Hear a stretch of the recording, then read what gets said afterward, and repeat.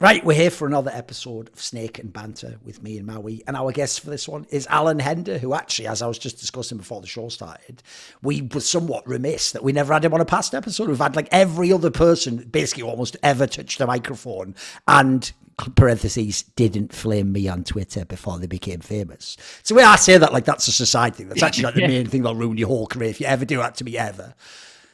But obviously, we're going to make up for that now because we have got Allan with us now. So... obviously, Allan, we do operate what I call the Fight Club rule, which is the guest always has to start first, just like in Fight Club, you had to fight if it was your first night, you know. So what is your good point that you're bringing to the table for us here? What is yours on this one? So the good point is it's about Vitality and their roster move post-major to get Flames in, but it's more so focusing on actually kind of the balls to do that after winning a major, after being one of the best teams in the world.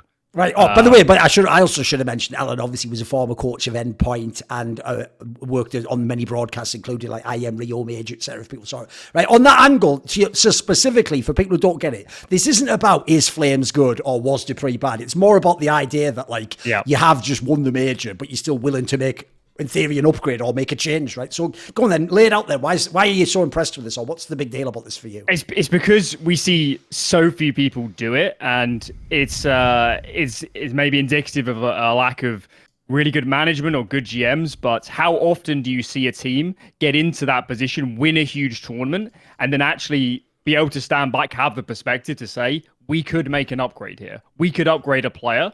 And it's also... the idea that when you win a big event or these sort of things, that's when you're at your absolute highest in terms of attracting players, or maybe even financially, especially after winning a major, bringing in sponsors, sticking money, all that. So combine it all together.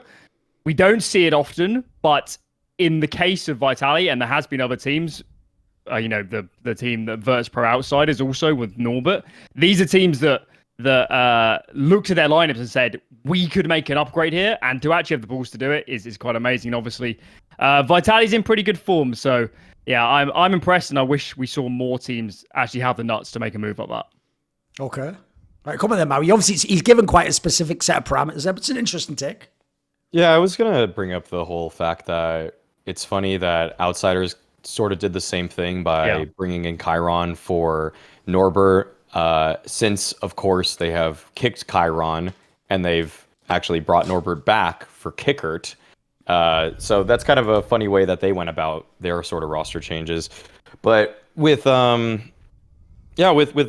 I would say that a lot of people, well, I would say this. I would say I myself, when the move happened, was pretty excited to see that they had the foresight to recognize the future is not probably going to be as bright if you keep Dupree on the roster. And so for them to be as forward-thinking as they have been, bring on an up-and-comer like Flames, who I would say many of us knew was good. I'd say that I liked Flames' gameplay a lot because I just love how active he is as a player.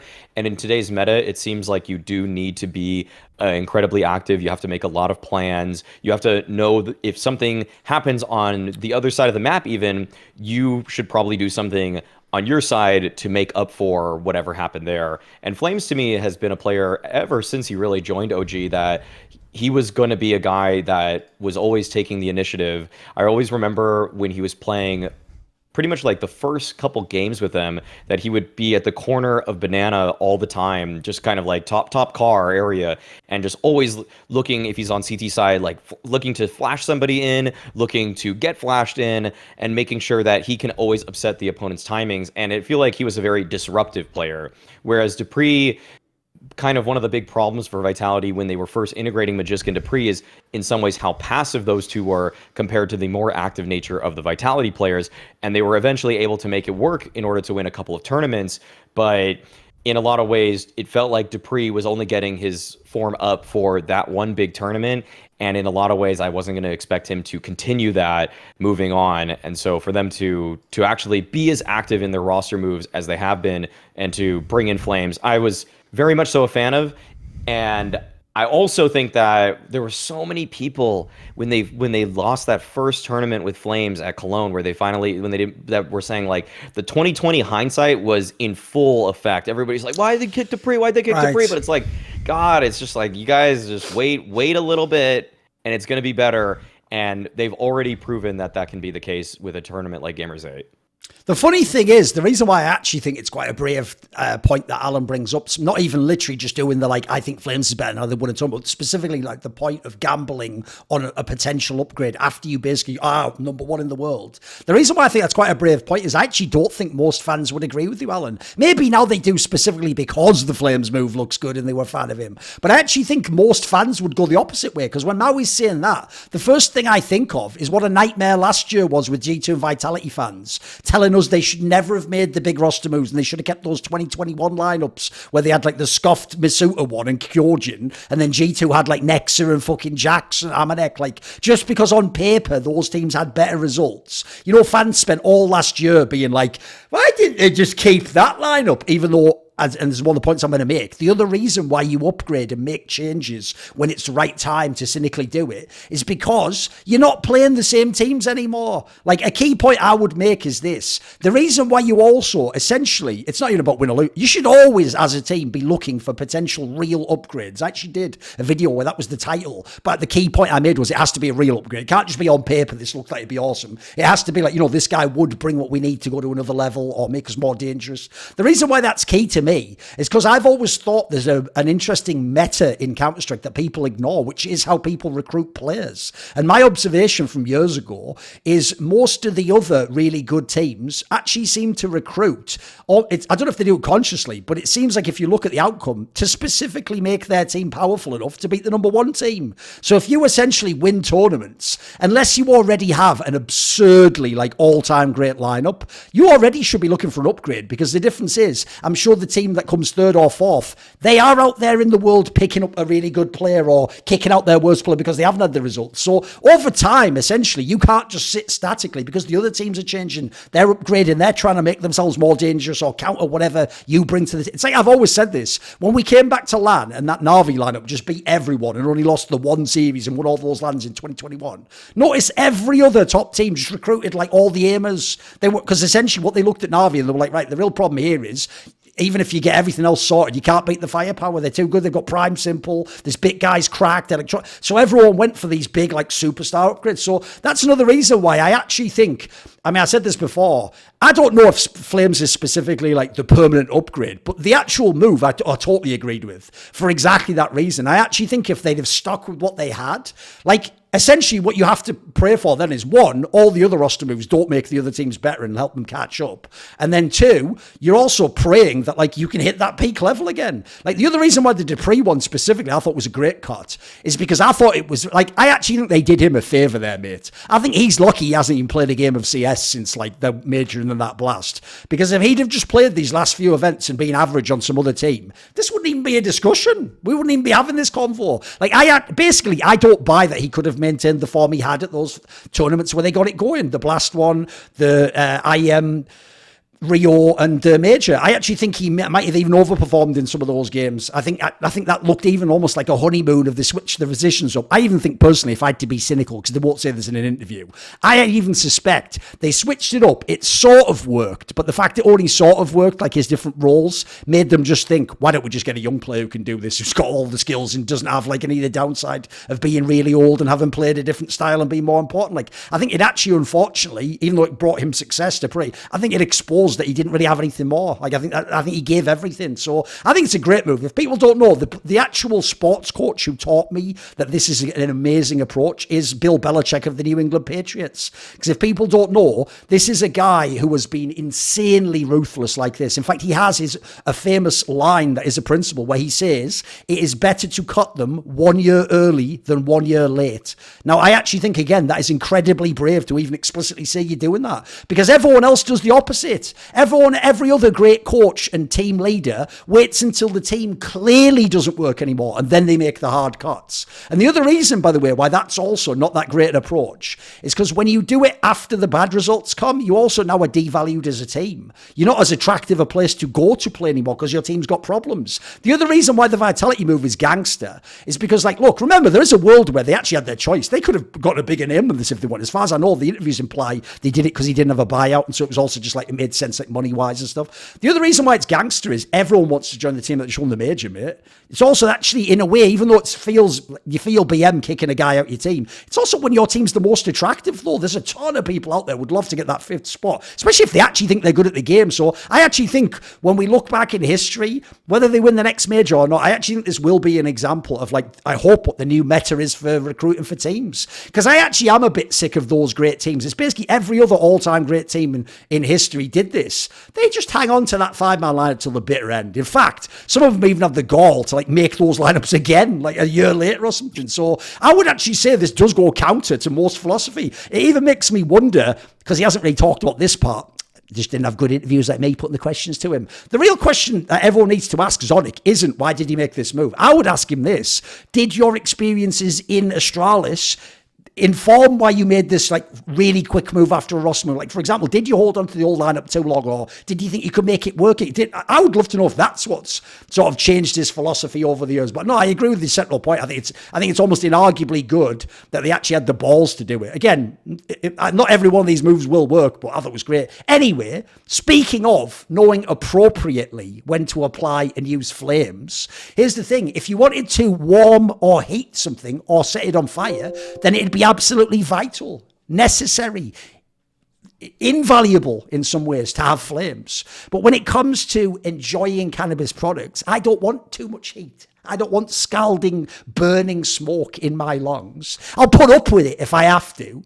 But if I have the choice not to, like, for example, if I went to thefreezepipe.com and then used the code LFN for 10% off any of their selection of bongs, bobblers, oils, and dab rigs, then I could enjoy cannabis products and THC and other cannabinoids. That's right, nerds. There's more out there. Go look up the temperatures that they all release at. Then I would be able to enjoy it, but without the annoyance of the irritating smoke, because the freeze pipe has a food-safe glycerin chamber that you put in the freezer section for a mere hour, and then it cools smoke by over 200 degrees Fahrenheit, which Alan doesn't even know what that means, or even what it's relevant. Well, to him, is that jet fuel? Is that actually Antarctic temperature? Who knows? Don't worry, Alan. I also don't know what Fahrenheit is or the conversion of it, but I trust that it's a lot colder because it's minus 200. And so obviously, speaking of things that are a lot colder, how about how awesome this product is? Isn't it cool? I believe in the hip hop community, they say that's cold when actually they mean that's really cool, which is also when they say that's flames. So again, I'm confused. It's like I'm the boomer in the 90s now. Like, well, wait a minute, you kids. Is it bad or is it good? And how can it be this shit if it's actually... I'm that guy, basically. I'm like some guy watching a soap opera. So anyway, thank you to the Freeze Pipe. 10% off with the code LFN at thefreezepipe.com. Right, that's enough of that. That's the end of the commercial. Now we're back into it.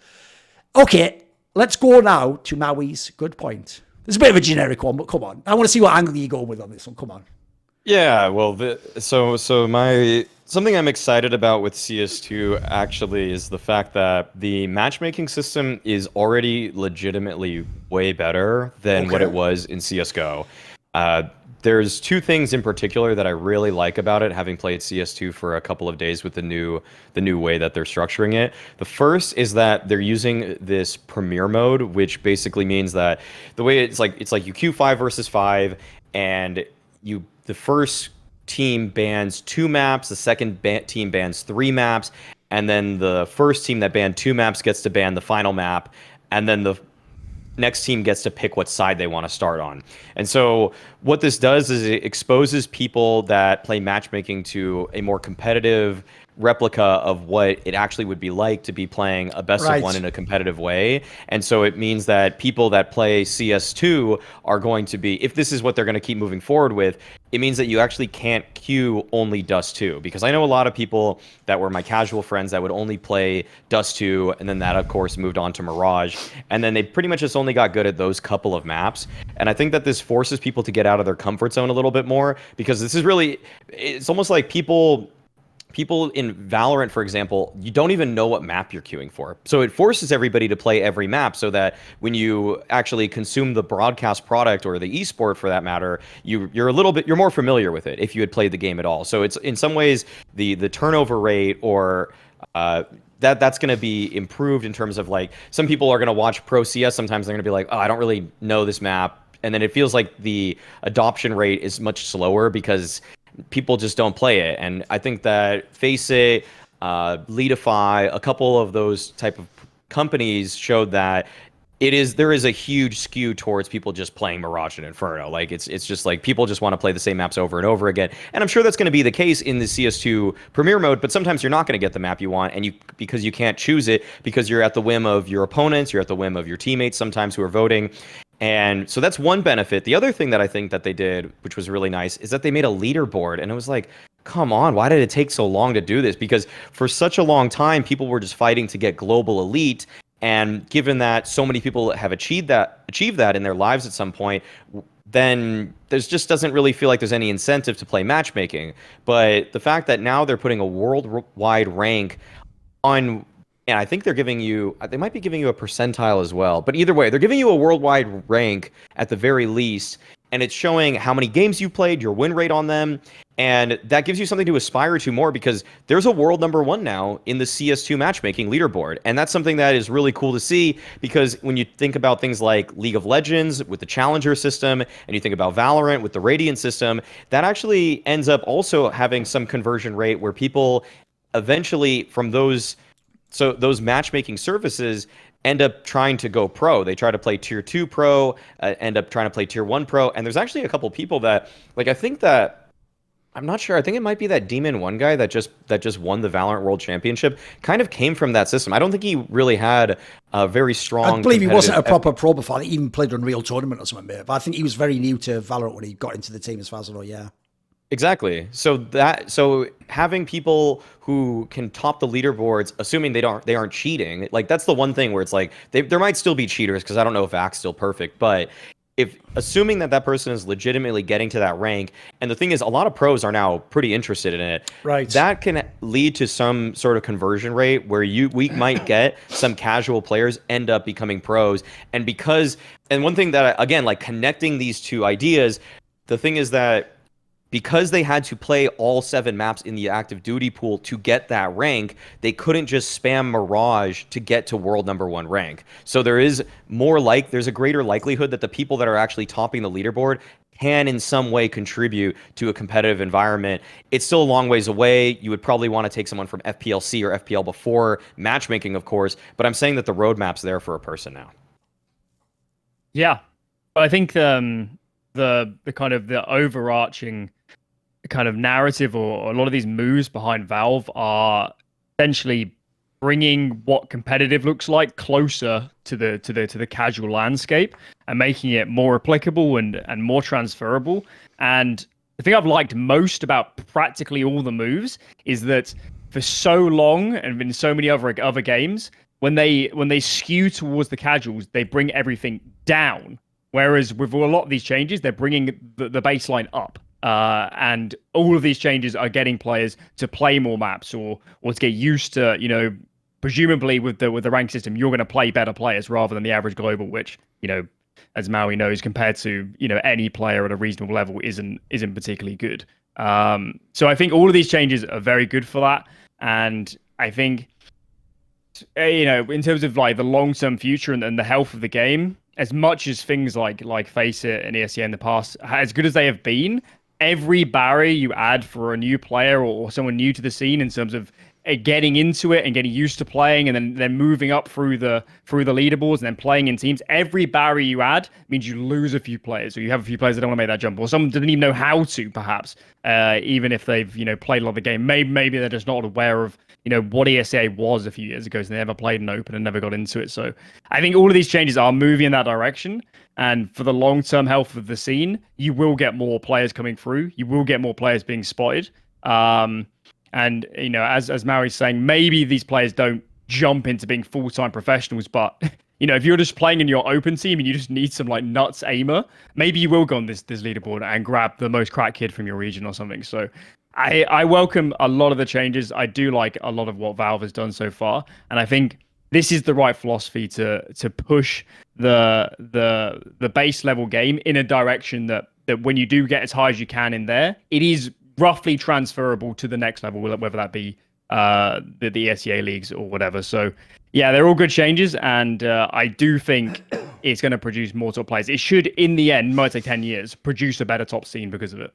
Yeah, the weirdest thing to me, actually, by the way, when you think about it, is it's actually so weird they ever allowed you to pick and unpick maps and then queue up for what? Matchmaking? Like, what? Like, if you don't know the analogy, I would get it if it was like in League of Legends where you have like normals mode that isn't ranked and you basically just play a game and it puts you with people roughly about your elo on there, and then you just play a game that essentially doesn't matter. You explicitly say that this is just a fun game. That's why it's called normals. I would get it if they had a mode like that that's for noobs and then they only want to play a Mirage or just do like we're talking about Cash, and then they just pick that and then they queue and they get dropped with other noobs and you just play a random game. The idea that was ever matchmaking and you could just take out all the tricky maps like Overpass and then just never play it, but then you could be called global. That's always been weird to me. It's another reason why if you don't know, if you're a casual fan, nobody has ever valued being global elite, because we all knew from literally the beginning of the game. I mean, the best is if you people like us in the talent world, you literally only have to be friends, not even with a pro mate, with a semi-pro, and you can just, Anders Bloom has done this about 50 times, you can just be boosted like literally to global elite immediately. Because the reason why I say semi-pro is because people don't know how good like online just semi-pros are. Like Anders would just get some kid you've never even heard of, he's never even played in a pro game, but he's just like some Swedish 19-year-old kid, and it's 2 a.m, and he's one of those vampires that hits every deagle shot from the entire map, and just like the joke is on the 4 spies, he beats their whole team. Like, you just play with a guy like that for like 3 weeks and spoil it, you are now global elite, welcome. You didn't do anything in the meantime, by the way. And in this scenario, Anders didn't like, himself like grind he just played in the team with that, and then he just, as long as the system doesn't put like 4 mega players against him, eventually you just win enough games and you get to be global elite. I mean, spoiler, James Bardolph has been global elite. Case closed. Like, enough said, right? So, but in the past, the worst thing is global elite. I know a lot of people in League used to get lost in this. It didn't mean challenger. Like, even when you could do like boosting and ranking stuff in that, no one was getting to challenger who was a bomb in those games. Like, those ladders were fairly sturdy in like League of Legends, and in Dota they have the elo system. Again, if you get to like 7 or 8k elo, you are just a fucking amazing player. Like, you might not be actual like pro, like you might not know all the meta of how to play as a pro, but you didn't trip over and accidentally get carried there and do that. Like, that doesn't exist. So the idea that never existed in CS was kind of whack, because that's why actually, I mean, think about the days before we even had FPL guys. You really were just literally like, it's like, who should we recruit? And the joke is people almost were just like looking at tournament like fields. Like, is he any good? I think, did we ever play that guy? It was a joke how you used to recruit. There was no markers. Whereas in this case, like, I doubt it will be considered as viable as the League of Legends one, where it's pretty legit if you get number 1. But the key thing, like you're saying, Maui, is it's another way in the game to highlight that you have potential. Because I'll tell you what, whereas before there was a million people who were global elite and we all just assumed, well, if I haven't heard you probably got boosted. If you are number 1 ranked on this ladder and we don't know you, the first question everyone is going to be is, who was that guy? And you're going to immediately get a bit of fame off it. If you're a semi-pro, by the way, people will even start going, oh, maybe he's actually going to be good soon. And I'll give you the last angle, which is, because again, if they do it right, to actually be like top 10 in the world or top 20, you'll have to be actually good.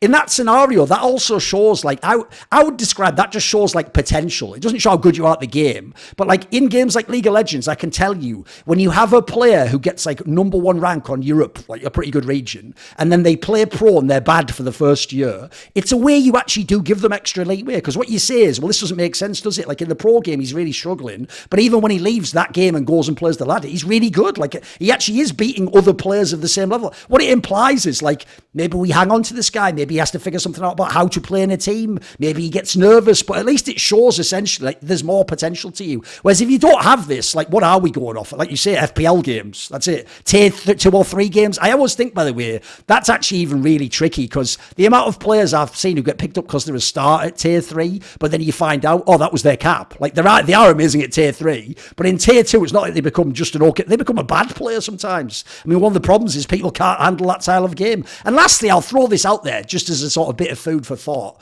because people never bring this up in the other games, because it's like one of those awkward things that you're not supposed to believe is real. You know, when people claim that like it's all harassment and oppression that's keeping certain demographics of people out of the pro scene, well, spoiler, there's nobody stopping you playing solo queue or matchmaking. You can queue up for that all day long. The algorithm picks who you play with. You can't even get like, it's not like people could choose, I'm not going to play with you. No, the algorithm picks who you play with. So what you do is you make a Smurf account, and if you are one of these demographics, if you're actually that good, you can show us. It's the same in League of Legends. If you were actually that amazing, you could have gone to the top of the NA ladder and showed that like you had the skills, you just won't get the opportunity. So I also just think in general, any extra ways for people to show that they are good in at least one dimension of the game. Like in this this case, you have to have some raw, basic, fundamental skills to get high on these ladders. Like, I think that's a positive. I think it's a net positive for the community. Like I said, especially for the people where it's like, if you're coming from zero background at all, you'll at least get a little bit of interest. People will pay attention. Who's this person who's just come on top? Especially if they don't recognize your name and you're a brand new account. It'll be a way where if you are legit, you can maybe springboard you quicker to the actual pro scene. I'm with you on that. Right. Now let's go to Thorin's good point. Now what's good is, I'd never do a generic point. I always do have an angle for it. So my angle's actually going to be quite a unique one. Spoiler, I am going to be absolutely leaning into the Thorin wheelhouse. We're about to, Alan, wax lyrical about how brilliant device is. So, you know. Okay. I'm ready. Fucking hell, dust off the old tome and go to chapter 700. But there's a way that we're going to do it, though. Because actually, the thing I want to highlight is this, right? I'm not going to get overhyped. He isn't actually like the best AWPer in the world again, guys. Even when he has an awesome game, I don't do that thing like he's back. He's like, he is really good again. But the point I want to make is this, mate, it's the way he plays within his game that I think is, I've never seen anyone do this, mate. I've never seen any star player do this. The problem normally with star players is they are so fucking all in. They are so like, I am the best player. Like, I'm better than my opponent. Like, give me all the resources and I'll carry this game. The thing about Device that is crazy is unlike, and by the way, this is the other thing, he plays AWPer. I think it's even less likely that you get the player like this for an AWPer. If you think of my old mates, Kenny S and Guardian, by the way, goats of the fucking AWPing position, their problem is if they aren't not only the best on their team, but probably the best AWPer in the server, their game already starts to suffer. And if they're ever like in bad form, they have no game. Like, because they try to play like they're the best player and it doesn't work. And they can actually, like Guardian did at the end, they can become a liability. They can actually sort of feed in the game. It's not even like they're just doing like, oh, they're only 70% as good. No, they're actually actively the person giving the game away. Mate, the way Device plays now, he doesn't play like he thinks he's 2018 prime Device and he's back. He plays so within his game, it is mega, mate. So it means when he has these games where they're getting smashed or he's just not in the game, he's almost never a liability. And then when he has the game where he's feeling it, it's going well, then he does pop off. Then he does get like I can't comprehend the efficiency of this player. I think it's actually, like I say, for a star player and someone who does put up numbers, I think it's incredible. This is like a thing I would tell all young stars out there. If you can gain this quality, you can gain like essentially the discipline to know how to play when you're not on your A game. This is how you have a 10-year career, by the way, as like a star player with the other guys are really going to have to go to tier 2 or they're going to have to fuck off and play some supportive role. So I don't know if Device will ever be like the best player again at that level. He doesn't need to be though, mate, because he's actually sort of mastered how it seems like I get the sense he has the best sense himself as the game's going on of how the game is. He seems very reflective in that. So mad props, because like I say, I've known a lot of great players and almost none of them had this sort of like wherewithal to know like I'm good, but I'm not better. Like most of them, they're all delusional or they're just fucking the confidence is destroyed. There's no in between for a lot of them. Yeah, I mean, you compare this to, for me, Fallen on Furia right now, and the amount of times I see him in a position where it is all in, and if he misses the shot, he is 100% dead. It's very regular, and it's actually a lot of the thing is like, when I was watching Fallen, especially during this last week of VSL Pro League, it's like he pops off with these crazy multi-frag highlight rounds, but it's because he just puts himself so actively in a chaotic situation. But then watching Device in that same week, it does look more boring. It's not as quite as exciting. He did have he actually had a really nice pop-off round against NIP on Inferno, but like there's he doesn't have to come up with that as much because he's just finding safer shots. He's taking shots that, like you're saying, are more in the flow of the game. He's reading offenses so that he can, on the defense, very frequently just get that singular pick, and like he'll sometimes do something a little bit risky. Like sometimes he'll like actually peek into a molly because he knows that molly indicates that they're probably expecting it to cover an angle, so he'll take that extra 30 points of damage, and sometimes it doesn't get him the kill, but at least he creates opportunities for himself that are pretty safe overall, and oftentimes actually give him some chances, whereas other people might respect the utility too much. And so, yeah, I think like for Device, I will say his mechanics are still pretty damn good. Oh, he's still mega. Yeah. Yeah. So it's not like he's fallen off completely and that he can be like it's almost like with Device, if you did put an AWPer with 80% of his mechanics though in some of these positions, they actually would still do very well. And I think that's generally what's so impressive. Whereas Fallen, because his mechanics have fallen off, say that 80%, now you're seeing an AWPer that's putting up these 1.00 ratings in a whole group stage against not even strong opponents. Whereas if this were Fallen of 5 years ago, yeah, he'd have a 1.12 or whatever, but he's playing the exact same way as if he's the same player. So dev1ce showing that longevity comes from having really good reads of how to play the game and how to move around it. By the way, quick disclaimer before Allan jumps in. Allan is one of the rare people, I respect this though, who actually has dev1ce as his GOAT. Just thought I'd let you know. Go on then, Allan. Yeah, I mean, this is, well, to explain why, it goes beyond just achievements. It's also having been in and around quite a lot of teams, kind of the ease to play around somebody is a factor for me. Right. Or like how much value they bring. If I truly felt someone like Glaive had by virtue of his calling won Astralis all those majors, I would have Glaive as the best player. But for dev1ce, I just feel like he's such a complete player. He brings so much to the game. Imagine being someone setting up a team around dev1ce. It's almost like he's the perfect middle ground in terms of passive and aggressive and how much space he wants. He's just the AWPer. You don't have to make special concessions. It's not like having a simple on your team where, and he does justify a lot of the time, but you have to give him a lot of space. dev1ce finds the middle ground perfectly. He's always been the best player at playing the percentages, how I like to say it is. He always makes the highest percentage decision, and we know from over the years he puts a lot of work in behind the scenes. That's how you build up these fundamentals. It's how you understand the game to a level where you can be in a situation on the fly and say, this is the best way to win this sort of round. And then looking at other AWPers, we know some of them weren't as studious. kennyS, we know he wasn't, as putting in nearly as much effort outside of the server. And that's almost certainly the number one reason kennyS has not had the longevity that dev1ce has. Even if kennyS, he might be a more skilled player. He might have more natural talent at actually just using a mouse. But dev1ce is a much more well-rounded person and just brings so much value to the game. So I'm not surprised he's still in great form. I'm not even sure he's dropped off mechanically. I think it just is players of ZywOo, Simple, Munizzy, just the sheer mechanical ability is they're just phenoms. That's how good they are in terms of being individuals. So I'm not sure dev1ce has necessarily got any worse. Obviously, maybe just versus the field, he's got a little bit down, but it's just because these players have just innate ability have come up through the rankings that I think he comes off a bit. I think an interesting angle as well with dev1ce is that obviously kind of Shiro and James come through as some of the best AWPers in the world over the last couple of years. Maybe not so much for James now, but even so, these players almost certainly fully modeled their game off dev1ce. Yes. They probably took it a little bit too far. Shiro and James saves more, but they're pretty similar actually in terms of how they like to play passive angles and how they like to sit on lines and really take their time. I think dev1ce is a little bit of a better feel of when to get more aggressive to grab an opportunity than maybe those players do. So yeah, I think dev1ce for every young player should be the model. You break the rules like a ZywOo, like a Simple, if you have that sheer mechanical talent where you can bail yourself out a lot of the time. But for the vast majority of players, you need to play like dev1ce. You need to be studious like dev1ce. You need to understand the game to that sort of level. And just making good, consistent decisions. It might not be as exciting to watch. Well, not for the average person. For me, it is. I love it a lot more than just wild Counter-Strike. But that should be the model for all players.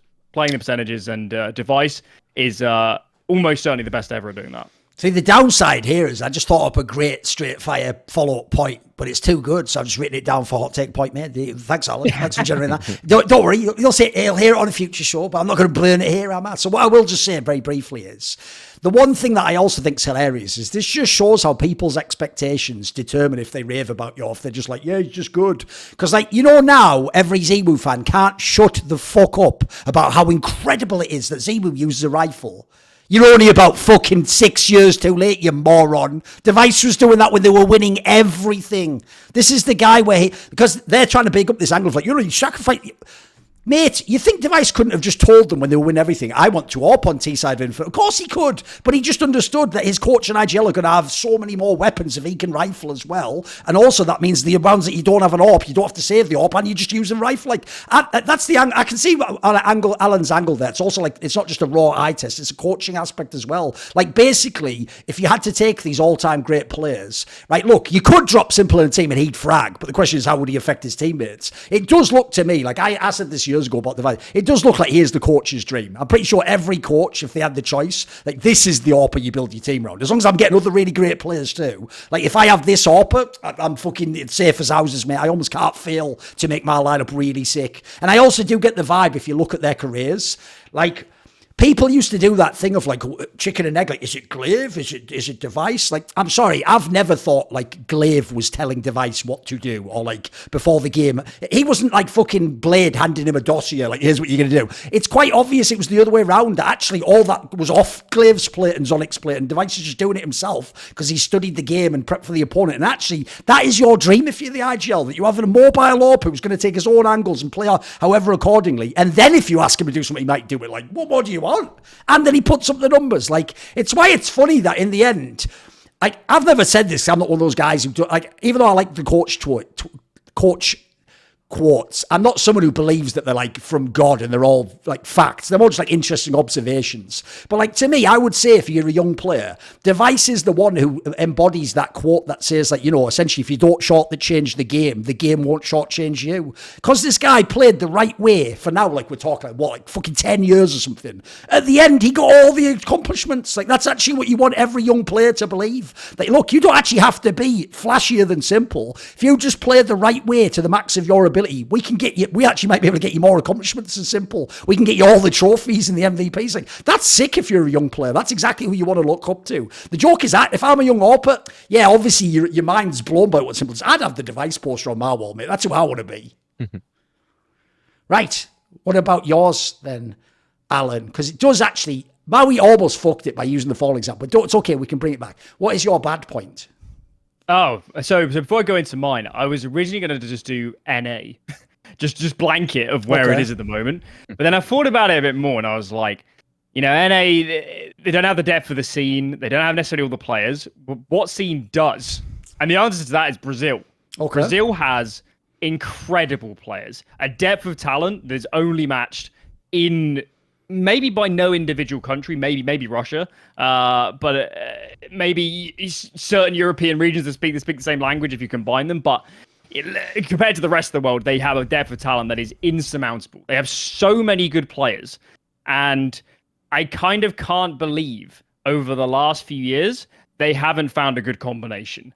And I look at this current Furia team, and there are so many good pieces here. Yuri and Keserato are, as a rifling duo in this current lineup and before, they're literally world class as a rifling duo. Maybe at times close to being one of the best in the world as a pair of riflers. And they just didn't have the achievements to reflect it, or people weren't recognized compared to some of the others like the Hunter and Ecos of the world. Cello, a phenomenal player in previous teams, probably was at times the best Brazilian player. Maybe couldn't show it again because he's not in the right lineups. And you just have this incredible trio of riflers, and the jury isn't still a little bit not out just yet on Furia, but I don't think this lineup makes a great deal of sense. And then the really funny thing is if you go on like Hatred TV and just look at like rankings of like Brazilian teams, you just see incredibly good players just dotted around. And you're just like, what is going on here? Who has created these lineups? And I guess that's kind of the answer is my outside take on kind of the Brazilian scene is I think the players have way too much say in these lineups. Enormous say in these lineups, probably predicated off the fact that this scene is hinged on social media kind of levels and engagement and this sort of thing. So the players have massive leverage. And these orgs come in and they just see these big things, especially on an org like an Imperial. They say, yes, we'll have all these players, these massive followings. And there's nobody in charge. There's nobody saying this lineup doesn't make sense, so we need to make a move. They would never have made a Vitality sort of move, a lot of these teams. So that kind of is my overall feeling on the Brazilian scene is somebody needs to come into these teams, the Zeus's, maybe the Peacemakers of the world, and just say this lineup doesn't make any sense. We need to get the right players in the right places. What is Zevi not doing on one of the top Brazilian teams? Why is someone like Safe didn't work on Furia, but we know he can be good in potentially in a different system? Why are we not trying this player out again? Why are there players like Lato and Dumao, who are really great riflers, just dotted around? Why is Art still on Furia when he's not the in-game leader? There's so many questions with this scene, and it's just disappointing because there's so many good players, and it really feels like they're wasting it in a way that no other scene is at the moment. I think it's due in part to one, the players having a weird amount of control, but I also think it's part due to the predatory contracts that teams like Furia put into place to try to lock down the players that they have in order to try to find some sort of return for the salaries that they knew they were going to have to pay. Because back in 2019, every single player that was on Furia, and we're talking K Serato, Art, and Yuri, but then we're also talking Vinny and Abel J, were extended by 5 years, which still hasn't even ended. Yep. Technically, Abel J is a streamer for Furia to this day, and he's kind of in a way in contract jail. Like, there's no one people weren't really looking at Abel J as like where should he go next necessarily, because it was obvious that as a support player, Vinny was a better fit and a better overall pit player, but like, to see that he can't even really play professionally because no one's going to want to get him out of that contract, that to me is more the problem with Brazilian CS, where I remember also the buyouts were just some extraordinarily high numbers, where when it was like things that were just unbelievable. Actually, I feel like, Thorin, you would probably remember better than I what some of those numbers would be for some of the Brazilian players, but it was almost there was some name of like a pro soccer player that basically was like, you can't make the contract too crazy because of this rule we had back in Brazilian football. But it's like there's so many weird contracts with what's going on there. So I would say there's probably some hand. I mean, the players have something to do with the fact that the structure of these teams is pretty whack, but I also think like teams like Furia they definitely shoulder the blame too, because 5-year contracts in esports just seems absurd.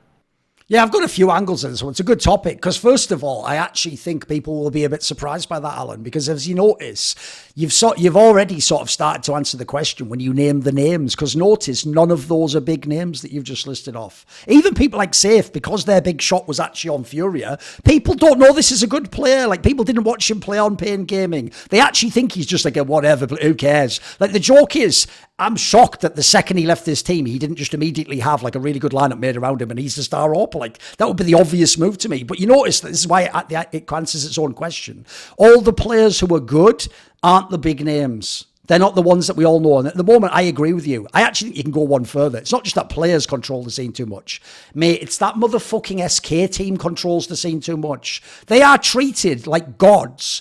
And then now what they do is they just mess up all the other lineups, partly by inserting themselves, but then also recruiting each other even. Like, it's actually gross. Like, the stupid thing is, if you look at, like, Fallen, Cold Zera, Taco, like, these guys just spread out across the scene.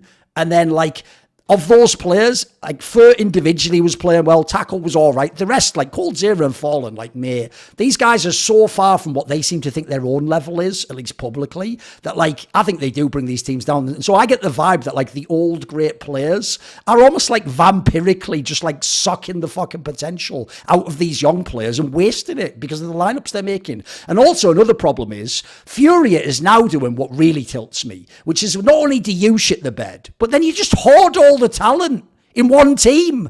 Like, mate, if I can split these players up, I can make a bunch of good lineups elsewhere. But we're going to take the far and away the best player, Case out, and just lock him in prison, doing 1.25 fucking games that he loses. And then we're going to take people who, like we're saying, the other players, like some of them, like the joke is even Art would probably be better in a different team. Find a team that fits his style and maybe it could work. I even think Art, quite frankly, is the new Fallen. He just has some bizarre, like, they all worship him. None of them seem to want to cut him. They all still think he's like a great IGL as well. And his individual game's fallen off. Not as much as Fallen's, but it's nowhere near what it used to be in like 2019, 2020, when he was a super dynamic player with a very unique style and could cause all this mayhem. Now, he's not only figured out, but like his game isn't as good. And as an IGL, he died about 2 years ago. Like, that's just been whack for a long time. So then you look at the names that they have out there, and the problem is these are all not famous people. They are people in teams like Pain Gaming, Zero Nation, obviously the old lineup, fucking Imperial when they had, the joke is, was everyone except Fallen was interesting, like the cello guy actually had real potential, MIBR even though their lineups on paper look shit. I can tell you, if you ever watch the tournaments that MIBR plays, they nearly always have like at least one good player in the lineup. There's always one where you're like, actually, he's not bad. What the fuck's he doing in this team? But that's the problem. Essentially, the best talent goes to Furia, then underperforms. And everyone else is just spread out and they never connect. Because if you look at some of the names, Alan, like Zevi's one, like you said, obviously from Fluxor. But dude, there's two of them on Pain. Skulls, if people don't know, I don't know how this player never gets in the mix. Did he just like fuck someone on Furious dog or something? What's going on? Like, why this guy is one of the most obvious pickups ever as a rifler. And then fucking Big Azera even seems pretty good as well. Like, these two, whenever I watch Pain, I'm like, why aren't they immediately in a better team? Like some of the others, yeah, I'm with you also on the 0-0 Nation guys. The joke is it was everyone except fucking Cold Zero and Taka who's interested in that lineup, but everyone's only watching them for the legendary name. Then the underperformers team, and everyone goes, I guess there just isn't the talent in Brazil. It's like there is. We're just misusing it. We're just fucking wasting everyone's time. So I think it could be way, way better, mate. I'm with you. Not only could Furia themselves, if they got it together, actually be like a real elite team in the world, you could have a really strong second team. This could be like the days when you had SK and Immortals, and the Immortals was like the dark horse upsets it. You could have two squads like that. Instead, what you've got is like 4 squads. One of them's like all right but bad for tier 1 Furia, and then the rest are just good tier 2 teams that never make the use of their talent. Like me and Alan have watched a bunch of these games. I'm telling you, if you've never seen this player Skulls, he's not on a famous team, he's way better than you think. I'll tell you right now, you'll be actually shocked that he's actually pretty legit. Like the eye test checks out immediately, mate. Yeah, and he's a role player, crucially, which is Brazilians known for aggressive riflers, and that isn't Skulls. Like, probably replace Art with him, swap a different rifler into Art's spots, and you've probably instantly got a better team. That just makes more sense and easier to call around. It's just so frustrating. Dumal as well. Dumal's another guy that he was so good on that double elimination and the Godsend team, and he should be on a better lineup. You just keep going down, and it's just a real shame. And I reckon beyond just a couple good teams, you could probably build 4 top 30 teams, I'd say, from these players. And in other scenes where you have such an obvious hierarchy between the teams, it just doesn't look right, does it? If you look at the Danish rankings, yes, Stralis and Heroic might have some players on either side that could swap over, but there's nothing obvious in the Brazil. It's just a complete mess, and there really is no hierarchy after Fury. It's just a complete free-for-all, predicated again on, as Maui said, maybe contracts having a big factor too, where you just can't move people around because it's just completely out of control. Yeah. Right, come on then, Maui. What is your bad point? Mine is GamerLegion and where they are right now. And the reason I bring this up is because a lot of people looked at this GamerLegion team after they lost Shuhei and after they lost Ima and thought, okay, well, there's probably no reason to really pay attention to this team anymore. And I'm kind of fighting two things right now. The way that, I've actually found them overrated, and I kind of can't believe I'm saying that given the people that are on their team. It's because they've had some upsets on paper, so like I think people are overhyping them for sure. Yeah, it's really strange to me how people talk about this roster, because it does feel like some people are, in a way, pleasantly surprised, but in terms of what they've actually done since losing those players, sure, they beat the Mongols, they beat Fnatic, they beat Apex, Greyhound, and NIP. Like, that's not, to me, that's not impressive. And a lot of people, like, where I say this, first of all, is community perception around Nealon, where people are like, oh, Nealon's a great IGL, and nobody could have made that EG team work. And I watched this team play, and I would say that Nealon's T-sides sometimes overcomplicate mid-rounds, where he actually tries to do too many things at once. And I've seen, like, I've been talking about on, for example, the last hot take point made, the way that G2 has made Inferno look so simple, where they just take banana control and execute. It feels like, well, it doesn't feel like it. What Nealon does so often is they'll actually get control of a space, and then they'll like try to retake map control other places, and in the commotion of trying to do multiple things in the same round, they end up losing players and sometimes actually attacking the bomb site that had more people on it. And that's one of those things where it's always tough when we have X-Ray and he doesn't, to know, like, why did he make these calls. But the main thing about GamerLegion, and the bigger point here, is the fact that they're still ranked 7th on HLTV and the ESL World Rankings when they are as mediocre as they are. I would personally probably put this GamerLegion team is 14th or 15th best in the world. And the fact that they still somehow have this 7th ranking on both of the rankings that do matter means that they get invites to tournaments like IEM Sydney. And the thing is now when we see this team at IEM Sydney, they couldn't even get out of an ESL Pro League group that has a Furia team that is barely holding on for dear life. Like this GamerLegion team is by no means capable of doing any damage when they get to IEM Sydney. And for one of the tournaments that's going to be probably one of the last S-tier events of the year. I think it's pretty much Sydney. There's going to be this Chinese tournament. There's going to be the fall finals and world finals. I think those are probably like the last 4 S-tier tournaments to the best of my knowledge.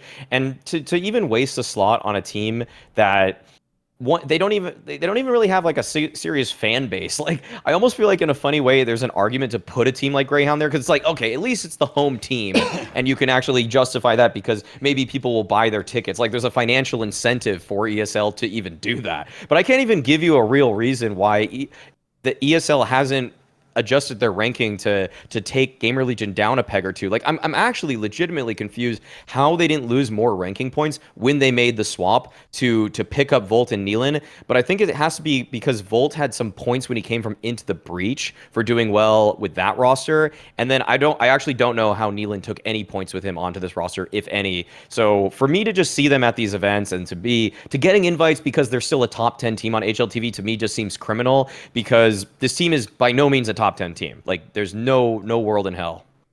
No, it's. I mean, you put them at 14th, they might even be in kind of real terms lower. The fun thought experiment with GamerLegion to play is look at the lineup and then imagine we're just before Paris or even before the RMRs, and look at the lineup and say, what is this? You know, what is this team? Who are the star players here? Where are we expecting this team to place against other top teams? And nobody in their right minds would say they could beat a top 25 team or a top 20 team. It just doesn't have the makeup of a lineup like that. And yeah, I mean, as you bring up, it certainly highlights some problems in the ranking system, and it certainly needs to take a bigger tanking off the back of losing players. And something we do a lot as people that follow the scene is we like to distinguish different lineups, especially if it's just one player change and they're similar players. Yes, there's some continuity, but the bigger the changes and taking in the context, the more you separate these things. And certainly when you're losing your best player and your in-game leader, this isn't the same team that played in Paris remotely. So many things would have changed, so many positions, so many different aspects of the game. How their winning conditions for games are completely different. So the idea that they're still 7th is wild. I'm a little bit confused how that kind of is even possible. Maybe it's just by virtue of some of the other top teams not playing loads or something. But yeah, for sure, GamerLegion isn't a top 10 team. They're not going to remain in the top 10. And I mean, on the Neelan angle, I feel like everybody that's super up on Neelan didn't watch K23 or didn't really know a lot about that team, because we as Endpoint used to scrim them a lot because they were around that kind of top 25 to top 40 level. And the idea that the in-game leader of that team would be a strategic mastermind is crazy to me, because that team was wild. They just played off the individuals. They just ran in all the time. Not to say Neelan hasn't developed, but to paint his CV like it's really in depth and he's definitely a really well-rounded in-game leader is crazy. And so it reflects people that haven't actually watched his career a great deal. So I'm not saying Neelan can't be a really great in-game leader, but he isn't today. And the reason maybe EG did have a bit of a spike when he came in is just because they had a system, not necessarily because it was a great system or he's a great in-game leader, just because they had a system. There was a philosophy shared between those players. So yeah, I mean, the reason I wouldn't necessarily, I mean, let's just be clear here. We're kind of more criticizing the rankings rather than GamerLegion or the fan base as well. Because with GamerLegion and their resources and the players they could get, I'm not sure they could make a lineup that much better than this. That's the fundamental truth. But yeah, they're not going to stay 7th, and the team realistically shouldn't be aiming for that anyway. So yeah, it's all a bit wacky. I'm not sure how they're here, and they're not going to be for that much longer, unfortunately. To pick up on what you said at the end there, I will also agree. I actually do think this is about the best you could GM the squad. Remember, I know people are going to think, but they were in the major final. That will be the only thing that is ever mentioned as a piece of trivia about the team GamerLegion. They are like, it really was just like some little fucking kids Disney movie. Where like, oh my God, and no-name teams all the way in the final. Like, yeah, that's it though. And it's never going to happen again. And they've changed the team so fundamentally, like you say, it's not the same squad at all. Like you've literally taken the two most important pieces completely off the team and replaced them with inferior players. Like, first of all, the Neelan guy, remember, Shuey could even frag, mate. He was doing a good job as an IGL and he was fragging. And I'll throw this in there as well. I think he had a knock-on effect because I keep making this point on shows, but a lot of people aren't connecting the dots. That interview Torji did when he knew Shuhei was coming back to Mouse, where he low-key flamed Dexter for not microing him as the AWPer. My first thought was, well, that explains the magical A-core fucking resurgence, doesn't it? If the IGL, if Shui's style is to be like quite controlling over his AWPer and tell him when he wants him to peak and when to do a play and so, like now suddenly it makes sense why A-core was having like little run of form again. Now that he's gone, that's gone again. Like A-core is just an average AWPer at tier 1. I've seen him played loads now. He'll hit nice shots, but he just isn't a guy who's going to produce a lot. And he clearly, mentality-wise, isn't one of those guys with like a killer instinct. He's just a guy who just plays the game, and if it happens, it happens. If it doesn't, it doesn't. So already you don't have much firepower. Like I think the firepower in this team's atrocious relative to a team that, like you're saying, is ranked number 7 in the world. Because that's why, to go back to what Maui said at the beginning, when people are seeing these like upsets or like close games, you're doing that thing where you're going, right, so if they do that and then they can improve some... No, that's it. Like, that's the plateau for me. I even think that's the height. And as you say,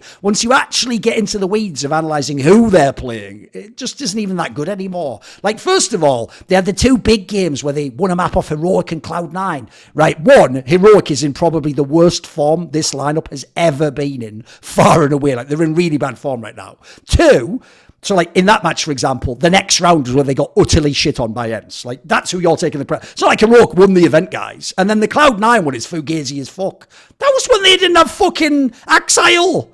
That was the one where they had to use Buster, and they still beat you in 3 maps, mate. I think that's a point to them, not you. You don't get a point for that.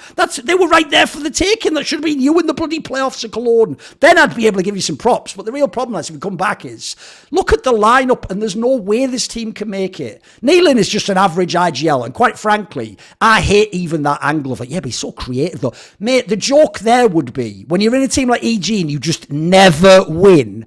You got to do something to justify your job. Yeah, I'd be in the bloody lab all day long. I'd be doing all sorts of crazy smoke. Because you're not going to win the fucking round. The only way you can actually look competent is to have some weird... It's like that thing last year where everyone... This is real. This isn't even a meme. This really was the narrative. Back behind the scenes with pro players was like, wow, don't fucking Fury have all these creative smokes. And I always used to tell people, it'd be nice if they won some fucking games with it then, wouldn't it? What are we talking about here? Like, the joke again is like that...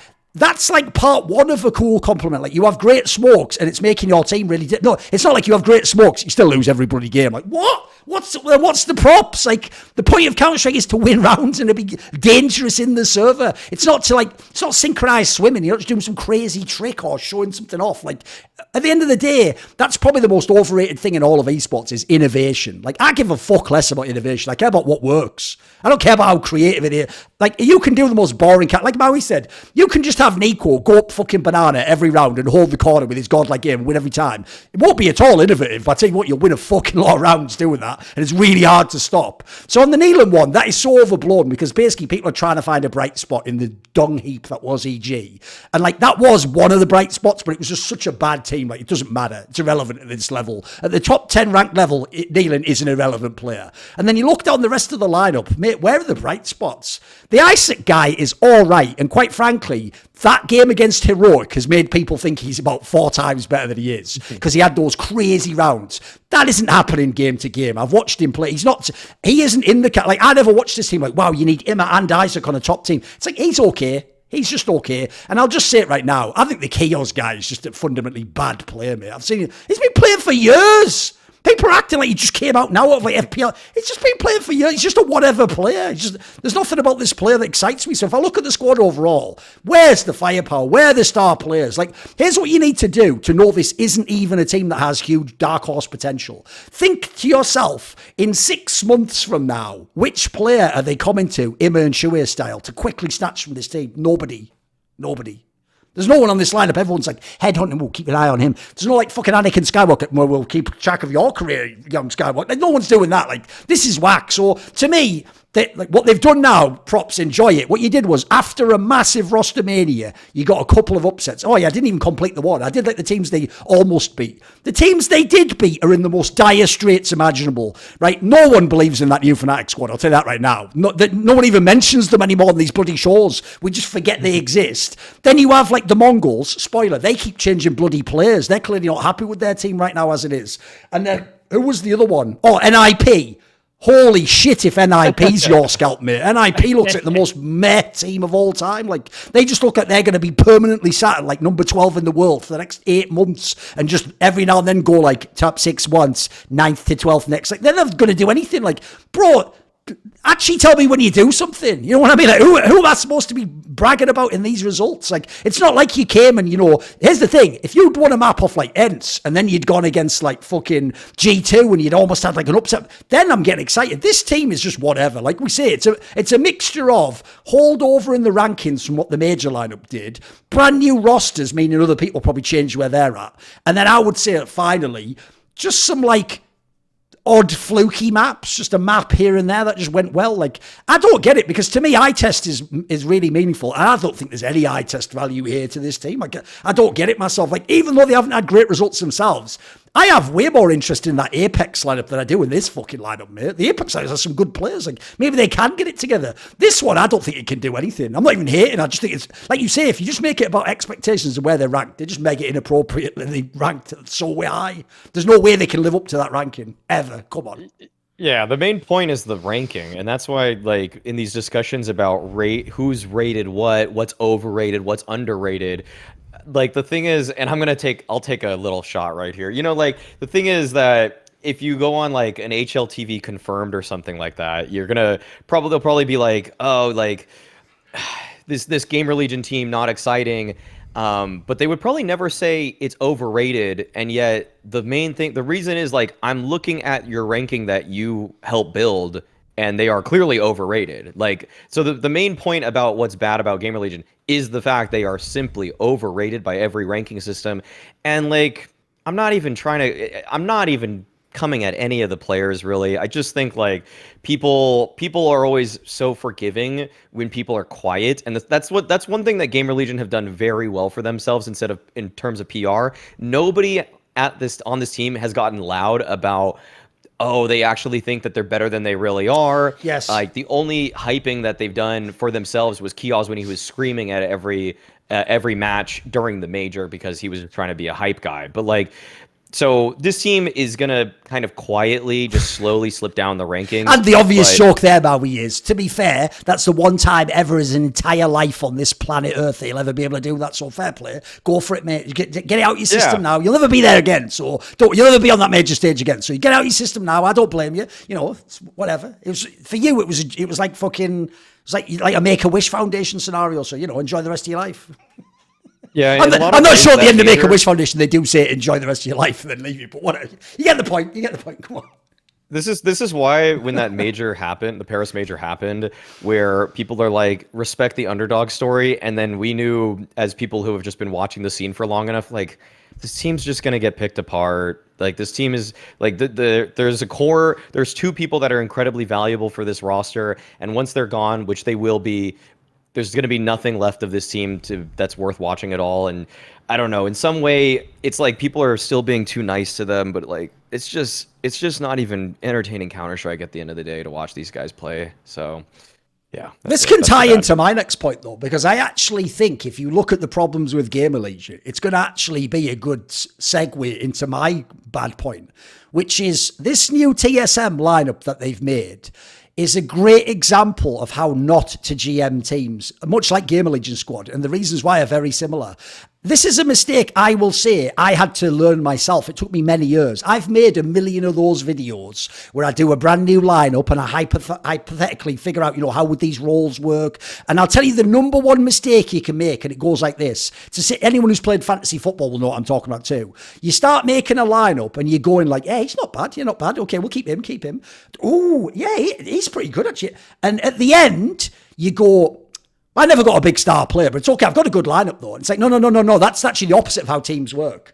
With the big team, you got to have your main players first. Then you can add in, a questionable player, a player with potential, a player who's not bad. He's a bit better than people think. But if you don't have those stars, the worst team you can build is a team like this TSM squad, where it's like you've got a bunch of role players that are good, interesting, they can add something, maybe they're better. But at the end of the day, you don't have the top 20 players. You don't have those players that are going to win you the game and produce the numbers. And so if you look at the TSM lineup, the first glance, you're going to go, this isn't a bad lineup. Hey, I actually like some of these players. You know what? Maybe this, but then you forget that, like, essentially, if we were being brutal, the TSM lineup essentially is going to rely on the Modo guy from Romania, who's barely ever played any lands, by the way. He just needs to be like Monacy. And if he isn't, it's over already. Because the point is, someone like Inters, they're like FLAW raisers. I actually think that Jack Stevens not a bad player, but these are players who are very low, like frag-wise production. Like, they already almost demand you have a Monacy to make up for that. So then if you've got like a questionable, like, we're just going to throw this guy in there,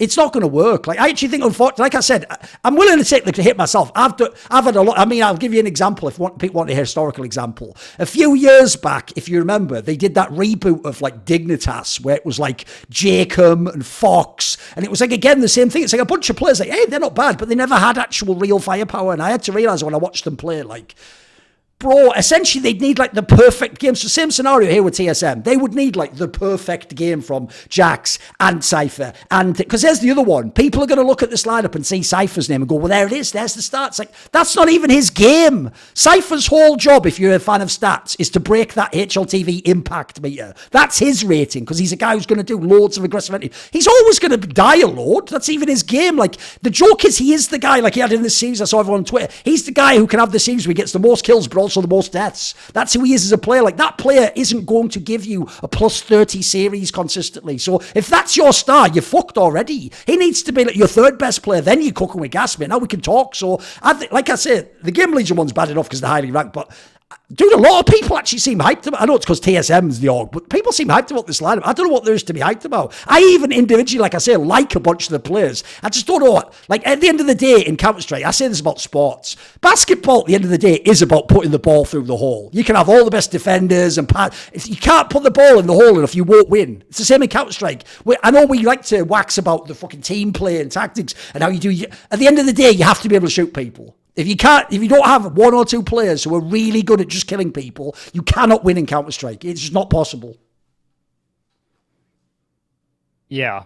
I think the first way to look at this TSM lineup is which players are a sure thing and which have a big question mark next to them. And you go down the lineup. Valde calling. Brand new IGL as well. There's another thing. People are acting like it's old Valde. It's brand new IGL, guys. He's totally switched his role. Yeah, he's totally different role. I mean, I know he has dabbled in it in the past. He does have the personality actually to be quite a good game leader, but still, for him to hit the ground running would be surprising, not an expectation for sure. Modo, inexperienced, definitely is going to have a lot of transitioning problems, assuming they even get to a level where he's playing where it's a problem, which actually isn't for sure.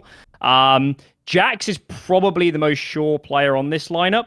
Again, he's a player that didn't play on those G2 teams because he wasn't necessarily the best at English. He might have improved since then. I assume he has a little bit, but again, that's another question mark. Cypher, in terms of playing top-level play, pretty inexperienced. I know he's quite a green player, for sure.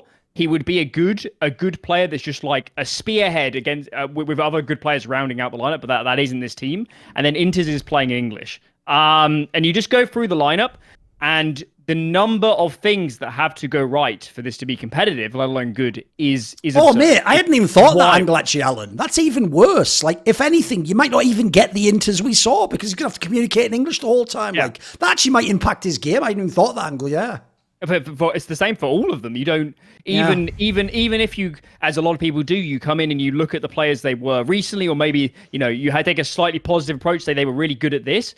That is the chances of them reproducing that in this team are really low. I think Jax will actually be pretty good, but outside of that, I wouldn't have high expectations for this team. And the reason we're going to dig into them quite a lot is I have to assume that TSM does salary pretty good. They would surely have had other options for players in different ways they could go.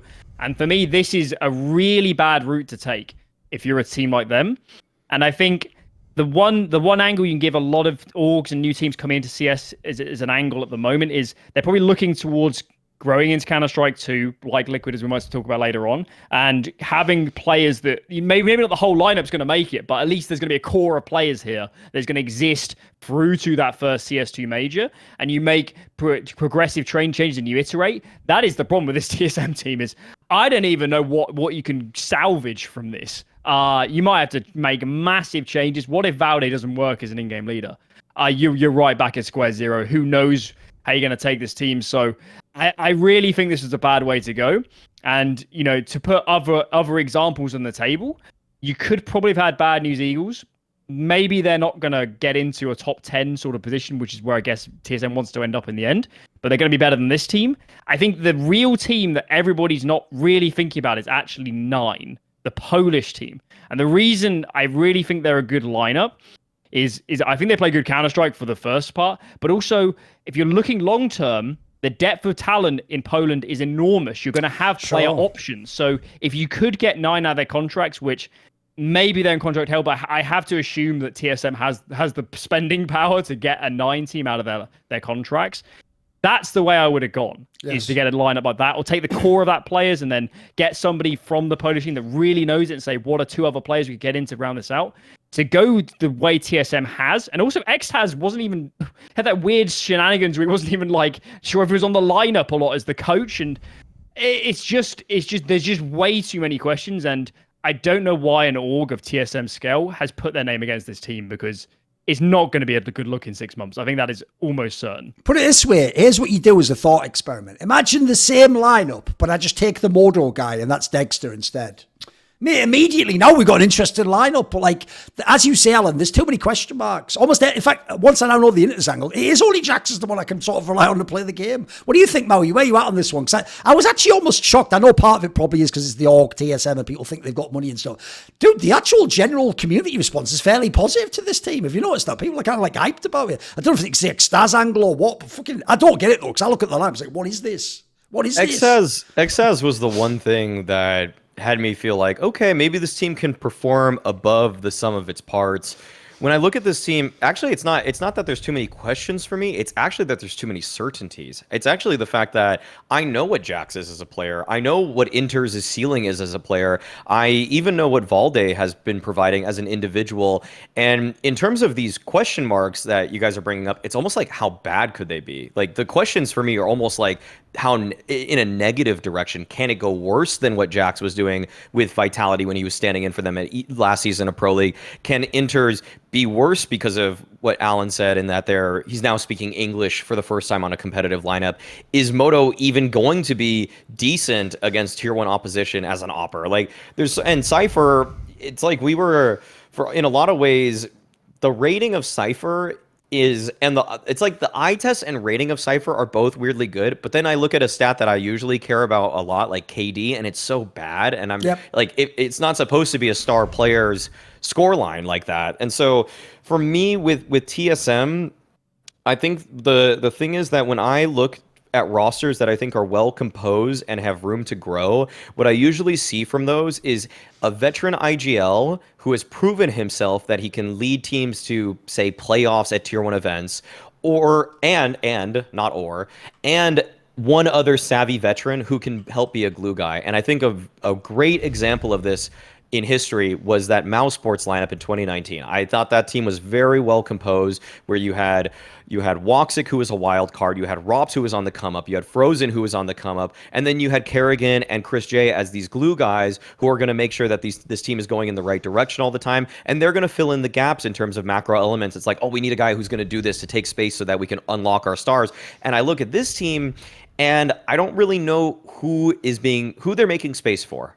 Who on this team do I want to get all the resources to actually win games? What are the win conditions of this team, other than just playing across the board decent CS? There needs to be some sort of edge that makes this team, to me, stick out, and right now they do not have that by any means. If Cypher performs even as well as he did during the major, I don't necessarily think that is going to always lead to winning Counter-Strike. Counter-Strike against top 8 teams. I don't think that if Moto even performs to the numbers that he has so far, I don't think that's necessarily going to produce winning Counter-Strike against top 8 teams. And then the other 3 players in Jax, Valde, and Inters, I know what they're going to do, and I mean that those can be contributing members to good teams, but I don't necessarily think that that's going to take them above and beyond to even punch their way into the top 15. I'll say my prediction with this TSM lineup.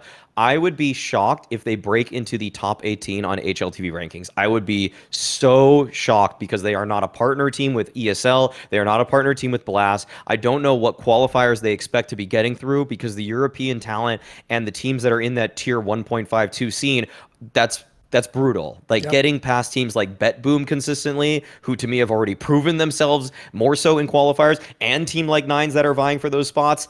I don't think that they have a chance without making at least 2 roster changes to break into the top 15.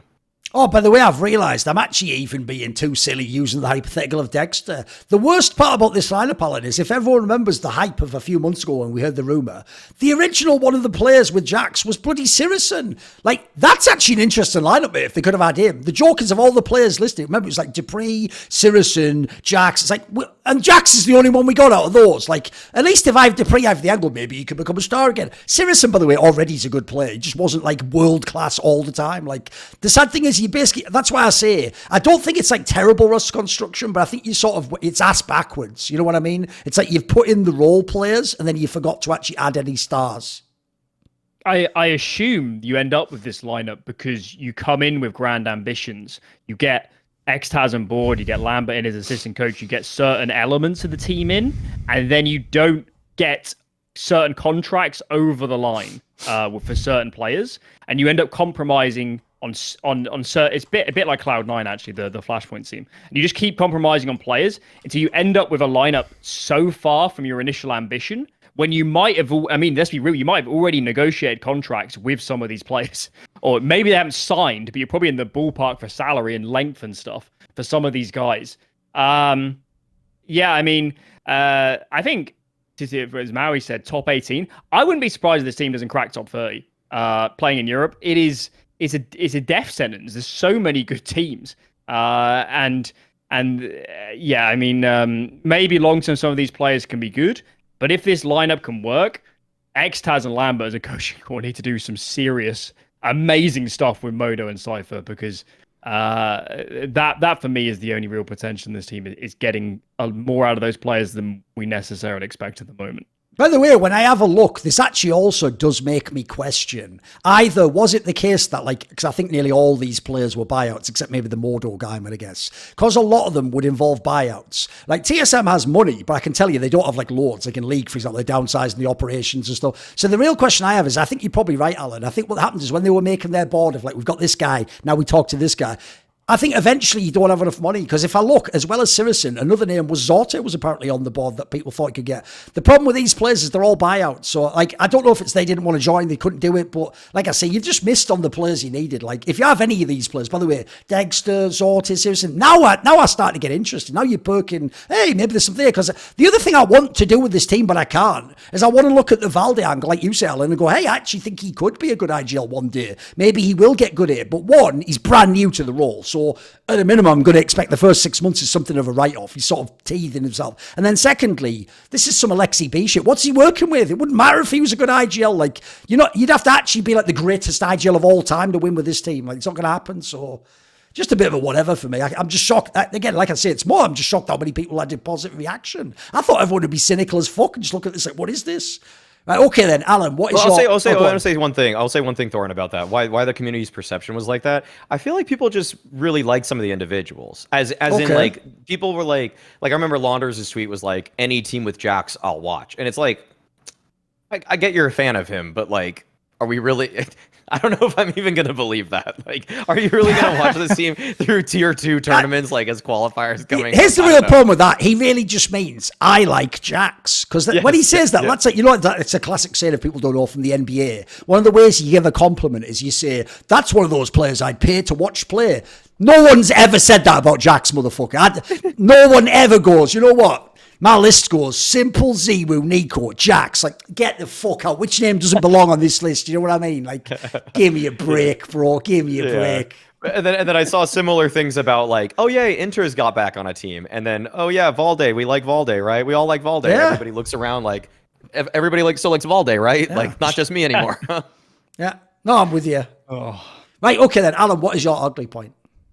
Oh, so my ugly point is kind of Team Liquid, and this is actually quite a good contrast with TSM, because the reason I chose this is ugly and not bad is because I'm not sure this Liquid team is doomed. I'm not sure it can never be good. I'm not sure there's not a good basis here, but this is just ugly to watch at the moment. Just the composition of players and the way they've taken this lineup, and what is frankly a big risk for them in terms of now being EU centered as a team and having to play through those qualifiers and the RMRs. That shit is crazy. As compared to the Americas qualifier, the risk of not making majors, missing out on that sticker money is enormous. And maybe not having a major in the second half of the year was a factor. But when I look at this Liquid team, there are a lot of good pieces here. I think, Patsy was an excellent player on Spirit. He was aggressive. He was proactive. He was, for me, the next Yekindar. He was so similar to Yekindar as a player. He almost certainly modeled a lot of his game off Yekindar. And first of all, that's why it's bizarre to me that they're on the same team, is because they're such similar players. They played almost exclusively the same spots and roles. Yes, Yekindar is cooling, which is going to move him around a little bit, but there is absolutely going to be a role clash between these players. And someone has to seed. It kind of feels like it's more so Yekindar, at least on the T side at the moment, as he's falling back to cool more. But that is not going to be a clean transition. That is for sure. Rainwaker comes in out of nowhere. He's a good player. Did I expect him on this lineup? No. Could he be good in a year? Maybe. But again, it's a little bit bizarre. And then the whole Yekindar kind of cooling sort of angle is... My take on Yekindar is... I like Maui at times have been caught up in this kind of Yekindar hype that he is aggressive player, he's a playmaker, he finds gap, he makes a lot of good decisions. But what I found is after he joined Liquid, is Yekindar is a liability more than people realize. He does lose them games. Maybe not so much now that he's cooling, but when he did have all his spots, Yekindar would lose them games by getting too aggressive and trying to force the issue too much and trying to be too much of a focal point of that team. And for Yekindar now to be cooling, I don't think it's the best use of Yekindar as a player. It doesn't feel right. I don't think it's a coincidence that Yekindar was at his best individually playing for Virtus Pro when he was a secondary voice, very vocal secondary voice, but crucially, he's the explosive, the aggressive part in a passive team. They are perfectly interconnected. You let Yekindar have all the space, that injects the explosive element, the unpredictability, and then you have incredible late round calling and team play from Jame and later Flit and even someone like Kicker and Buster when they're at their peaks. You have all these things to round out the lineup, and I'm not sure Liquid going all in on Yekindar as an in-game leader and building completely around him is a good idea or the best use of Yekindar as a player. And I think it might come back to bite them when maybe they should have. Granted, there aren't that many options for in-game leader, but maybe there was a different route to go here and to keep Yekindar in his good roles, not have Patsy in the first place because of the role clashes, and look at a different composition of lineup. So, again, the reason I picked them as ugly is I'm not sure it's not going to work, actually. I think it could work if Yekindar can transition into these roles and be a more complete caller, but this is, at the moment, is ugly, and there's a lot of clashes here, and it's going to take some figuring out for Liquid, and it's not been the perfect start for them as a lineup.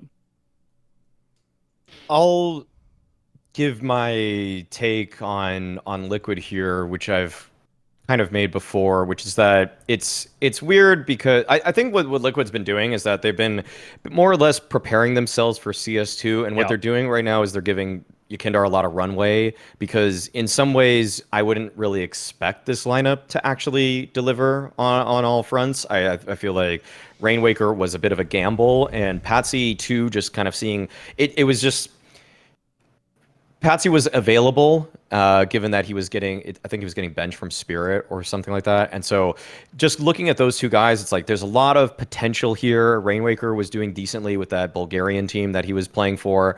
And so they probably saw those. They thought, okay, Yakindar, let's lower the expectations on you as an in-game leader because we're going to make this lineup in a way kind of one that can improve. And so what I would love to see from Liquid is that once we get a little bit closer to the prestige events, they trim the fat on this lineup. They see, is Patsy even actually capable of playing with Yakindar? They finally make some of the harder decisions, like, should we cut Rainwaker at this point? And if they... Because this iteration of... I'll say this. I almost would be shocked if this is the 5-man lineup Liquid send to the RMRs when they come for CS2. I don't think that this is likely to be the same roster, and I like that. I don't think it's released yet, but by the time this will release, it will have been.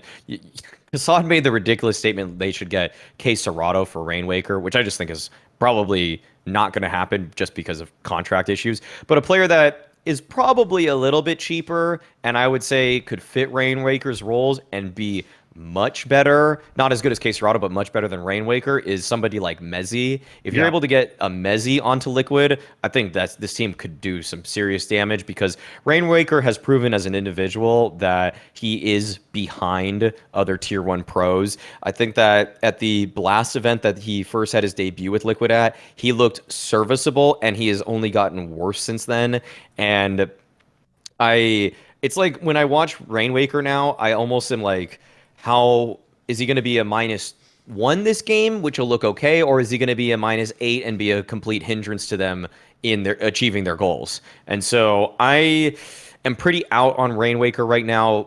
Could be due in part to the fact that the calling style from Yakindar is a little bit awkward, and it's almost like by the time this RMR comes around, I will have expected that a month prior to it, there's a good chance that they'll make one big change, and it could be they just change out Rainwaker for a support player 1-to-1, or they actually take Yakindar off the in-game leader role, keep him on the team, but take Rainwaker off and add a real in-game leader. I think both of those would be serviceable changes for Liquid to make them, and to make like it's all dependent on Yakindar's progress and how much people that are core to the team like Naf and Daps think about Yakindar's calling. If they're not on board with how Yakindar's calling at that point, then I think the GMing will follow suit. Do you see OC's position as safe now that the team is EU majority? Do you not think that puts him in a lot of jeopardy with the number of good EU AWPers coming through the ranks? Yeah, I've actually looked at like all the numbers lately, and OC is the weakest AWPer in, say, I think it's top 15, maybe even. So I don't necessarily see why he would stick around if they're looking to switch to that. Yeah, I don't think his position is safe either. That's why I thought Kassad's move. The one cool thing about Kassad's idea with bringing on K Serato is that if you have OC, Naf, and K Serato, you're actually an America's roster. Because remember, it's not just any, and like the RMR would be American, so you could essentially get the easy RMR point, is what you're saying, Alan. So yeah. The spoiler there is, the joke is though, why the fuck would K Serato join this team, you know? And spoiler, I'd like to have access to whatever trade machine Kassad has where you can trade Rainwaker for Prime K Serato. Like, again, like, I know Kassad won't know the concept, but like for the NBA and stuff, they have these machines where you can sort of say like what would actually make sense as a trade. That trade makes no sense for anyone, by the way. Like, I don't know who's saying yes to that in any capacity. Right, my biggest problem is this. What actually kills all the interest in Team Liquid for me was that they went EU and then didn't even like go the whole way. Like they do keep OC and they do keep this like, it's like, bro, the second you remove the shackles of NA, we can have anyone. And aren't we Team Liquid? Are we one of like the biggest teams in the world? And also, you look at these players, if you hadn't have changed their roles, bro, if I go to like some really good European, like if I go to Dexter, Wonderful, Zorte, and I say, hey, you can join this lineup. Here's who I'm starting with. I've got Naf and Yakindar in the roles you've already seen them play. Dude, those are awesome players. Yeah, let's do it. When I join a Zorte, Wonderful, dude, we've got 3 world-class players already at our roles. Instead, you've kept Dorsey, who, by the way, as these Russian players who were insane with the come online, he's just getting worse and worse and further down the pack. Like every name I just listed, even Zorte, you'd take him immediately. You'd gamble on that as the upgrade. Like, so not only did you like keep an underwhelming player as your AWPer, Then you fucked with your IGL. So now, like, look, people might have been out on Nitro. He still had a very stable style of calling that worked. It clearly was understandable. Meanwhile, you go and look at some of these interviews. Go look at this interview last week with Patsy that was done on HLTV. It's a bloody nightmare, but he thinks he's given straight fire answers. Like, they ask him, what percentage do you think you can effectively communicate in English? He says 50%. Oh my God.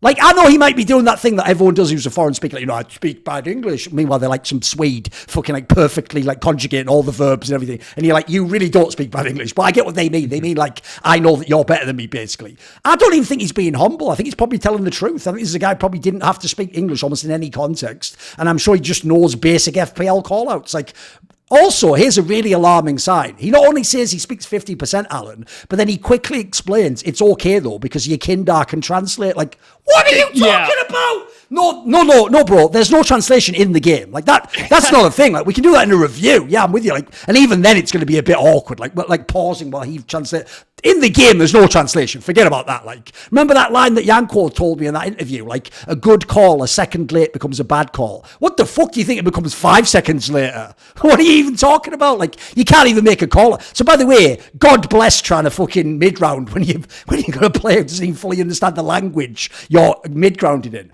And then if you look at the players, like I said there, the real thing I hate is that they gave up certain things to become EU, but they didn't benefit that much from it. Like, essentially, you became EU to get Rainwaker. That's it. You gambled it all to get Rainwaker. For Rainwaker. The reason why that sucks, like I say, is what did you give up? You even gave up the most obvious pieces, like Naf and Yakindar in their previous roles were world class. Like, the joke is Patsy's actually a worse version of fucking Yakindar. Maybe without the ego, I don't know. But it's just, like, I actually like Patsy as well. I'm with you, Alan. The problem is, though, like, if the question is, do I want Patsy? Yes. Well, you didn't let me answer there. He has to replace Yakindar, and then Yakindar becomes the... Well, then no. The answer is obviously no to that one, isn't it? Like, because the problem there is, this is why it is all about Yakindar. That only seems like an upside if you think Yakindar is going to be an awesome IGL. And the problem is, as far as I can tell, and I notice this is very interesting, dude, loads of people love Yakindar as a player. A lot of talent like him. Have you noticed how there's no one out there making bold predictions about how awesome Liquid's going to be or how he's definitely going to make it inside? Nobody seems to have this take. Even the people who like him don't seem... Everyone seems a bit confused. Like, I don't know, bro. Like, I mean, you can give it a go, but I don't know if it's going to... He seems to think it's the future. I don't. And so to me, you've ruined the style of the team by taking Yakindar off. Like, that was a slam dunk player. Yeah, as you pointed out, Alan, if you're trying to make him the best player in the world, there's definitely negatives and there's definitely times he cost you the game. But if you put him as like a role player in a really good team, it could be fucking winning the major tomorrow. He's that level. So you've already limited yourself there. And then after all these issues we're talking about, then you look down and then, like you say, Aussie, what are you still doing here, bro? We went EU. Like, you know, it's about 100 up. Give me a break. So the joke is I don't even have to get to Rainwaker. Rainwaker's at the end of all this. Like, Rainwaker, as far as I can tell, his job is just being like a shitty support player that they scouted. But again, it's like we said about the other lineups, the GamerLegion. If you don't take care of the top part of the game, then I'll explain it this way. In general, I conceive of role players as like rounding out a lineup, setting up a play. What is there to set up? You have to have the star players. Like, yeah, that's why I say, in theory, every lineup starts with the stars. Then you figure out, are these pieces good enough to make it work? You can't have, like, pieces around them and then not the stars, because this lineup is going to have the same problem. I've seen him play enough games now. It's going to be the exact same problem the last lineup had, which is you are not going to get the games from Naf that you think you are to carry the win. He's not that player. One thing about Naf for me is, in my opinion, he's like the most overqualified, like, supportive element in Counter-Strike right now. He's not the guy who's going to drop a 1.3 rating and carry the whole fucking series. In fact, the saddest thing is, I'll even give what I think's the nail in the coffin, which is, even though Yakindar definitely is way worse as an IGL, he still does, to his credit, have the odd map where he just pops off, and it's like the old... Bro, they still barely win then. That's not even like a...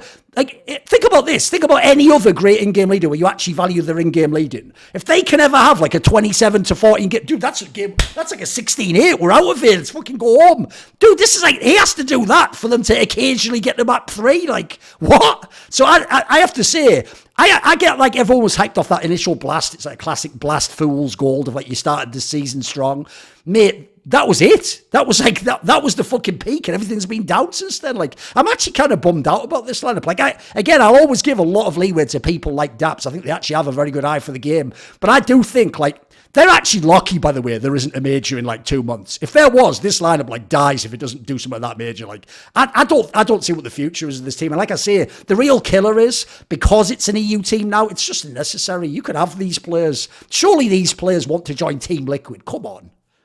I don't get it, mate. I don't get it myself. I think it's whack. Yeah. I Come on, could go to my ugly here. Mine is that it's the way. So let's just put this out there. NIP right now is in a horrible state, and what I want is to talk about isn't actually NIP. Do you know what's brilliant? Right, I'll let you make your point, but at the end, I've got a really funny comedy piece though, in light of the show that we did yesterday and the one that we're doing now. Though, basically, you can look this up while we're talking now if you want, but essentially, I've never seen this before. Launders just did an interview for Blast where he actually says, like, he says the line that NIP might win a tournament.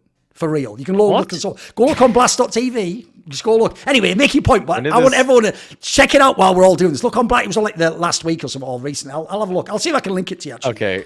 Okay.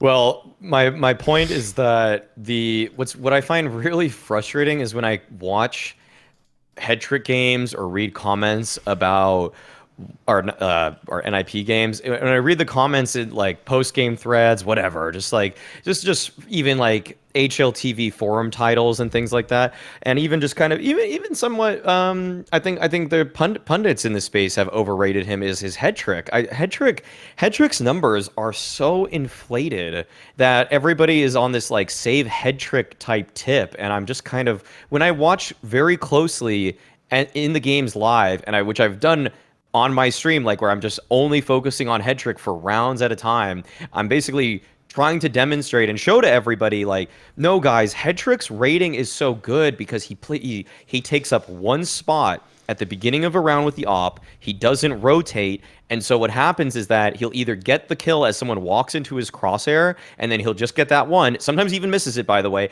and then he'll save.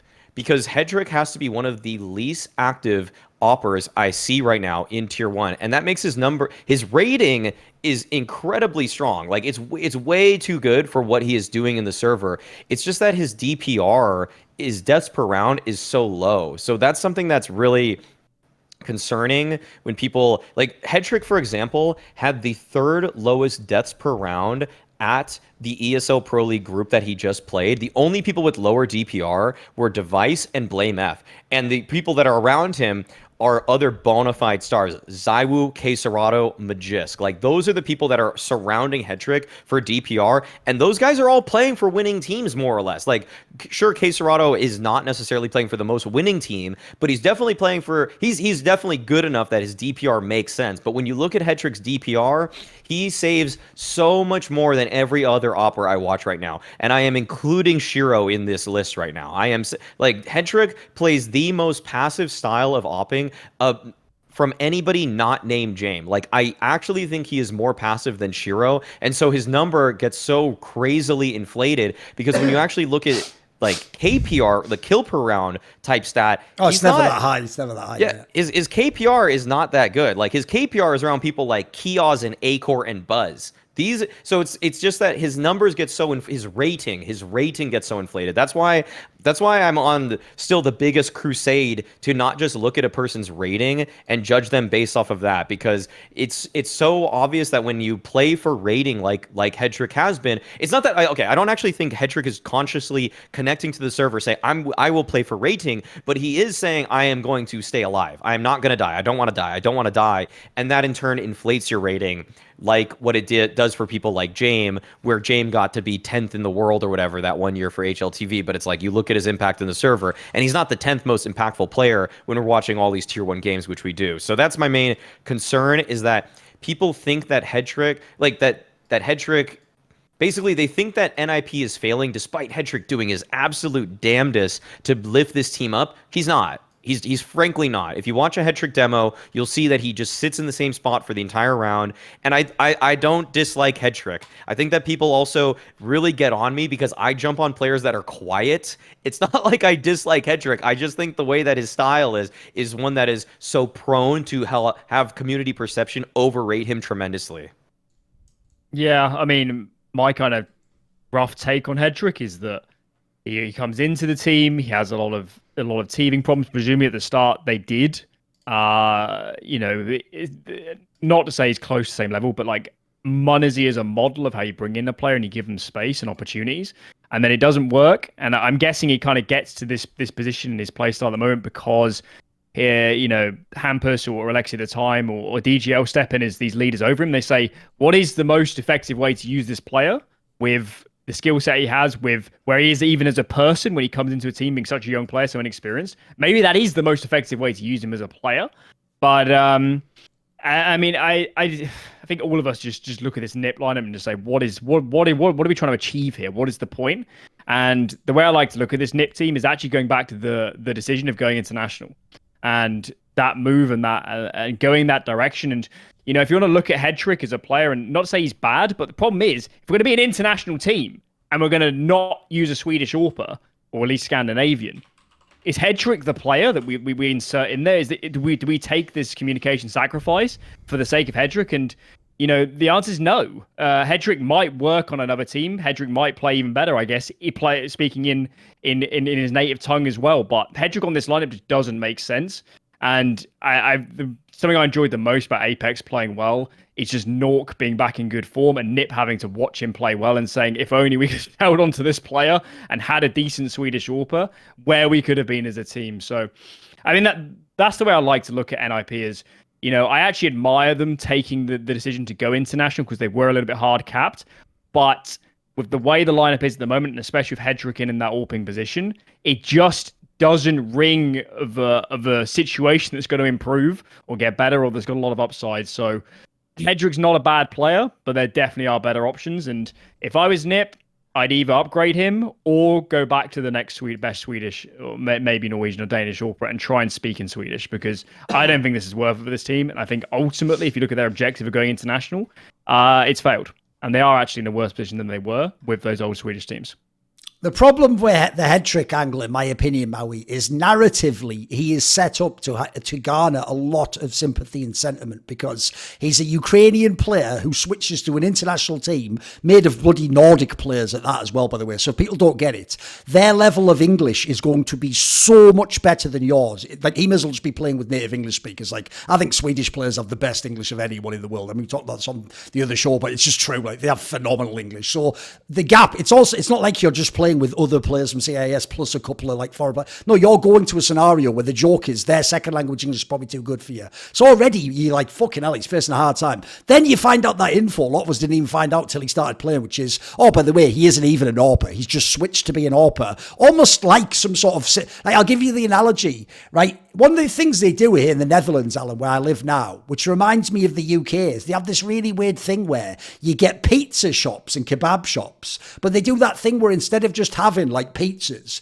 you have a menu of like 100 things, and you also make like a burger, and you just think like, bro, no one's coming to your pizza shop to buy a burger. Like, you go to a burger. So essentially, the joke there is you get the vibe, because they are literally tend to be owned by like some cynical old like Turkish guy. It's almost like he's just saying like, if you got any money, right, what do you want? I'll make whatever it is. Like, I just want the money, basically. That feels like what they did with Hedrick. They were like, right, what are you looking for? They were like, oh, we want like an up and coming like young player with prospect. Yeah, we've got those. Yeah, kind of like mauisnake or Simple or Wonderful. Ah, shit, we've already sold those. But I'll tell you what, Hedrick, can you warp, mate?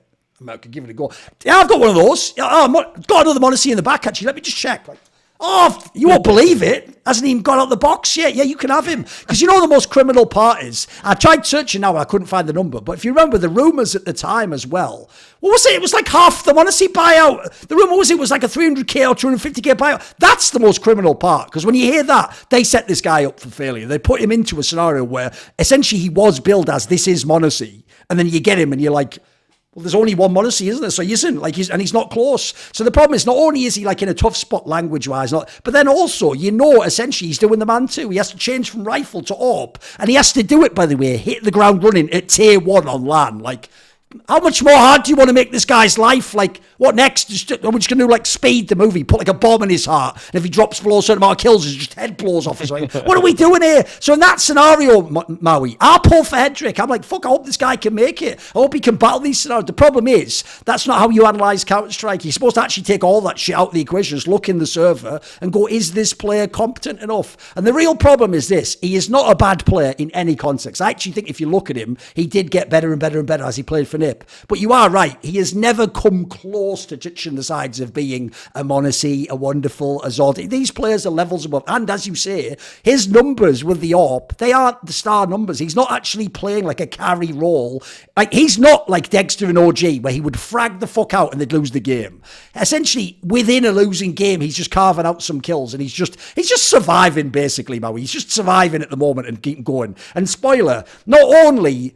I mean, I don't think personally, long term, I think there is a chance they try a Swedish lineup. But even if they don't, you don't stick with this player anyway. Like, logically to me, he needs to go back to the CIS region, or he needs to go to a different team and be a rifler. One of the two. Like, I wouldn't keep him as an AWPer.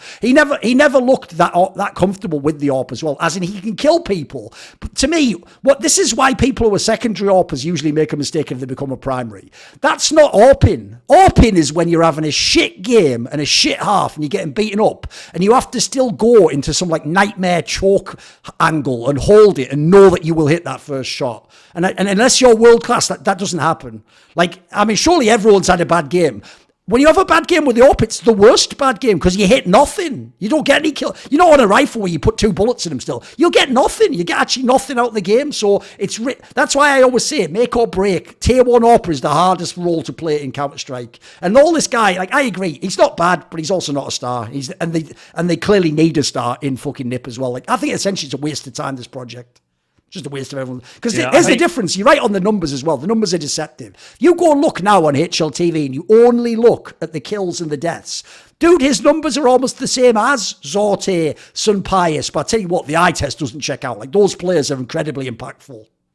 I think even for the I'm sure there is a fan base of Hedrick and NIP, especially given, you know, the Ukraine situation, that look at us saying stuff like, you know, he shouldn't be on this team, or like he's not actually that good of a player relative to how he's rated and whatever. And the important point is that we're almost batting for Hedrick. We're saying this is not a good situation for this player. This isn't the right team for him. He should be on a Monty. He should be on maybe a GamerLegion, these sort of teams, and play naturally through the scene. How many times do you see players thrown in at the top level have problems, maybe even off the back of, you know, poor communication and not be able to switch the language, these sort of things, and then immediately get outcast because everyone's like, oh, he just can't play, he's not good, because he's been elevated too fast.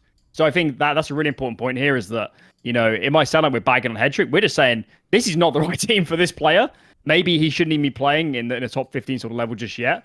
And he would, for the sake of his career, be better on a different team. It would be better, definitely, for sure. Right, let's do it then. It's the last one. Like, mine is actually going to be one where I can't believe this has gone under the radar. I'm so triggered by this. I almost put it as my bad point, but I realised it has to stay as the ugly because there's still a positive. Dude, you know, most people aren't aware that Jerry is now going to be in a brand new team not called FLAW. But we had to wait until fucking 2023 when CSGO is ending. And when I say a new team, oh, don't worry, it's not Cloud9, Na'Vi. It's not any of the teams you'd want. So we've been waiting for this motherfucker to get out of prison for like 7 years. Well, that's an extension, but 5 years. 5 years, every single analyst ever has gone, which CIS IGL should they get? What about Jerry? What about Jerry? What about Jerry? Well, and then everyone goes, well, of course, he can't leave FLAW, can he? So that's not really on. Turns out he can at the end. And it sounds like for real, if you go read this interview with him, bro, he's just going to be on a team like with FLAW's level players again. He's just going to go and get up and comers and try and grind. He's like, bloody hell. Now you see why I picked it as an ugly. When we were all talking about this Cloud9 lineup, which already looks great. Mate, if Jerry is inserted and you kick out Hobbit and you just make Electronic another entry player, that becomes what all the potential, all the dream is. Like, that is suddenly the team that, hey, they could be number one with this squad. Like, the idea that you have all these squads out there, to this day, If I said to one of you right now, like, gun to your head, really quickly, name 3 good CIS IGLs, bro, if you even get to 2, I'll give you a bonus fucking brownie point. Like, give me a break. If there's one thing their region lacks, it's IGLs. They have mega rifles and AWPers. They have almost every role except IGL. And then this guy is not only leaving Force, but he's just going to go to some other bum-ass team. That just sucks, dude. Like, what a wasted career this player has had. It's not like I'm saying, here's the one thing I won't say. Because I've never seen him actually IGL like a truly world-class team, I can't know that he would have done it. But the what if just kills me, especially now I know sort of it was possible to leave the team. Now this I'll tie it into what we said earlier. It's like the Furia point earlier. It would be like if in a year from now, Keserato does just leave Furia and join like some international team, but he joins like Mouse, and you're like, wait a minute, it was possible for you to leave the whole time. You know, I could have got you in like Vitality your face. Nah, it's all right, bro. I'm in Mouse. That like, give me a break. Like, what a wasted opportunity for everyone. Doesn't that tilt you, that information, Mark? So it's on anyone's radar. No one knows this. Like, dude, he's actually leaving. What? Yeah. Dude, I didn't even know this was happening, actually. I just saw like an interview on some site somewhere when I was like reading some of the news. I was like, what? Yeah, I didn't even know he left. I didn't even know he left for. I believe he got benched, but who knows what bench means in the modern world? You know, that might be like voluntary. Who knows? Who even knows that? I mean, I just remember so vividly the way that it was on like the Flashpoint interview you guys did with I forgot. It was you, probably Monty, and I mean it was probably you, Monty, and Jerry, I think, where you guys talked about the idea of him playing for another roster, and he was like, he was just like, no, there's no reason I would do that, or something like that. And it was he made it unironically sound like he was a medieval serf, Alan, and he like enjoyed living on the master's land, as it were. It sounded mental the way he phrased it. He almost made it sound like he would, like, I think he even did say something, didn't he, Maui, like that he'd thought about it, but then he had to like check himself because of how like unacceptable it would be for like him to leave us. And you're like, what? What sort of mad career have you got? What? I considered it, then I had to flay myself for even thinking of that. It's like, it's so weird. Yeah, but with Jerry, like he's just flagellating himself every night, like, oh, joining Navi. No, never. Be pure. Like he's the reek. I can't handle it. Going on with Forza right there. Yeah. What's crazy is that I almost in some ways kind of stopped entertaining conversations about even theory crafting where Jerry could go, and more so started thinking like, what about like Boomage coming back? Exactly. What about Chopper? Because it's just like, well, it never. Just I never seems thought more it was plausible, doesn't it? Yeah. Yeah. So it's going to be interesting to see what Jerry's able to do, because he's already shown with multiple Forza lineups that he can bring up young rising talent in the Eastern Europe region and actually make them competitive, like top 25 at the very least. So I want to see if he can keep doing that. I'm curious where he's going to land. Like, did this article say anything about his upcoming team? Because if he does it again, like, this guy might be one of the most impressive in-game leaders out there right now. Oh, actually, this interview, by the way, came out today. It's on HLTV. Oh. The headline says, "You will find out about my new roster on September 15th." So I guess we don't know until then. Oh, yeah. Okay, I didn't see this today. Yeah. Okay, sure. Okay. Well, yeah, I mean, okay. The main ugly thing about it, obviously, is that it got to a point where I stopped entertaining even the idea of him leaving, because it was just like, it's never going to happen. I felt like it was like a 10-year contract or something like that. But like, it would have been cool to think about, would Jerry have been the answer for Cloud9 back when I was having all of my criticisms for Nafany? I just think of like, there's so many rosters in the past 4 years from Eastern Europe where it was like, could Jerry have been the solution? And we never got to see any of those materialize. So it's a huge what if Jerry had a more lenient contract, for sure. Yeah, I mean, I think one way to look at Jerry is, yes, he has taken similar sort of makeup lineups in terms of, being younger players and got them back up to, I don't know, let's say a top 15 level, at least competitive in terms of on the fringes of the big events and always playing on the edge of playing in majors. But I think another way to actually think about it is he gets up to that level with those initial Forza teams, and then he doesn't have a career progression beyond that. He stays at a similar level for a long time. Yes, he puts in a lot of good work, but in terms of Jerry developing as a player and as a person, as an in-game leader, I'm not convinced it could have happened that well, because he consistently loses his best players to the top teams, and he himself doesn't get the jump up to play in, with better players, under a better coach, under a better organization. So I think that's the really sad part, is that Jerry might have missed the boat to grow up, the way that like Gambit youngsters grew up into Gambit and became, an elite level team, and some of those players now regard some as the best in the world. Jerry never got the chance to play on a lineup like that and grow up through the scene and develop as a player. Maybe he can still do that, but he has missed out on a lot of good, talented players from that region. The Spirit teams, even Entropic, these sort of lineups with really good players. Jerry never got his chance to play on these teams and to have a really good lineup around him. And I think it is just sad. I will say that, at least in terms of recent history, when I think it was Fierce joined as coach of Forza, I was a bit alarmed by the fact that Jerry was saying he was still learning a lot in terms of how to call and how to run these rounds and how to mid-round properly and how to manage his emotions and all these sort of things. I would have thought he might be more developed as a leader, but I think that's more a consequence of him just not playing at a higher level and not getting that experience and not getting these opportunities. So, yeah, as we said, some sort of contract hell, some sort of deal with the devil. And he missed a chance. I mean, and another factor obviously is, for a player from Russia now, it's more difficult to, let's say, move around and play on different teams. What if Jerry's got pretty decent English? What if he could have gone to an NA team in 2019 and just played with some of those good younger players? By the way, he's an obvious name. If we knew it was available, I'd be throwing him in the Liquid mix. Like, imagine him with Naf and Yakinda. Like, now we're cooking with gas, boys. Yeah, so it's just, I mean, the whole scenario around Jerry is just a little bit sad that we never got to find out where he could have been or what he could have grown into. And I think he has been overrated by a lot of people for quite a long time. It's like I say though, it's because there's just no IGL, so everyone just goes for that one name every time. The idea that he could go in tomorrow and make a Cloud9 incredible is probably false. But the idea that he could grow into being a really good in-game leader if he had the opportunities is potentially true. And we never got the answers to that. And maybe he can do it now, but given the world scenario, given that it seems unlikely he's going to be at the helm of a big project, it's not going to be soon. So, I mean, if there's one good thing, hopefully he just doesn't sign a contract for more than a year, let's be honest. And even if he does play this lineup into a good place, he can get poached. By the way, one will be best case scenario. One way I will say he probably was overrated is because if you actually look, I don't think a lot of people know this, dude, he's 25 now. He only just turned 25 like in May this year. So that means when he was on that Forza team back at like Epicenter, that means he was like fucking 20 or 21 years old or something. Like, it actually means, if anything, he was a very young guy who committed to being an IGL and has done it a number of years now. And that's why the real sad thing is, first of all, we've already seen with Snappy and Carrigan, like, if you're actually a great IGL, dude, you can play in your 30s. Like, so in theory, it shouldn't even be over. Like, he's got all these years ahead of him. But if he ends up going, like I say, to the same level or worse of just some no-name team that's like Forza 2.0, then it's just like, what are we doing here? Like, what's the point? Because the other sad thing is, like I say before, like, by the way, when I make those arguments, every bloody hot take point made, like, why isn't Snappy on G2? I'm not saying he'd definitely do it, but the point is, like, essentially, when you've done that much to a certain level, like Alan's talking about, it almost necessitates you at least get a chance. I'd give the example as a player of like, say, Fontaine.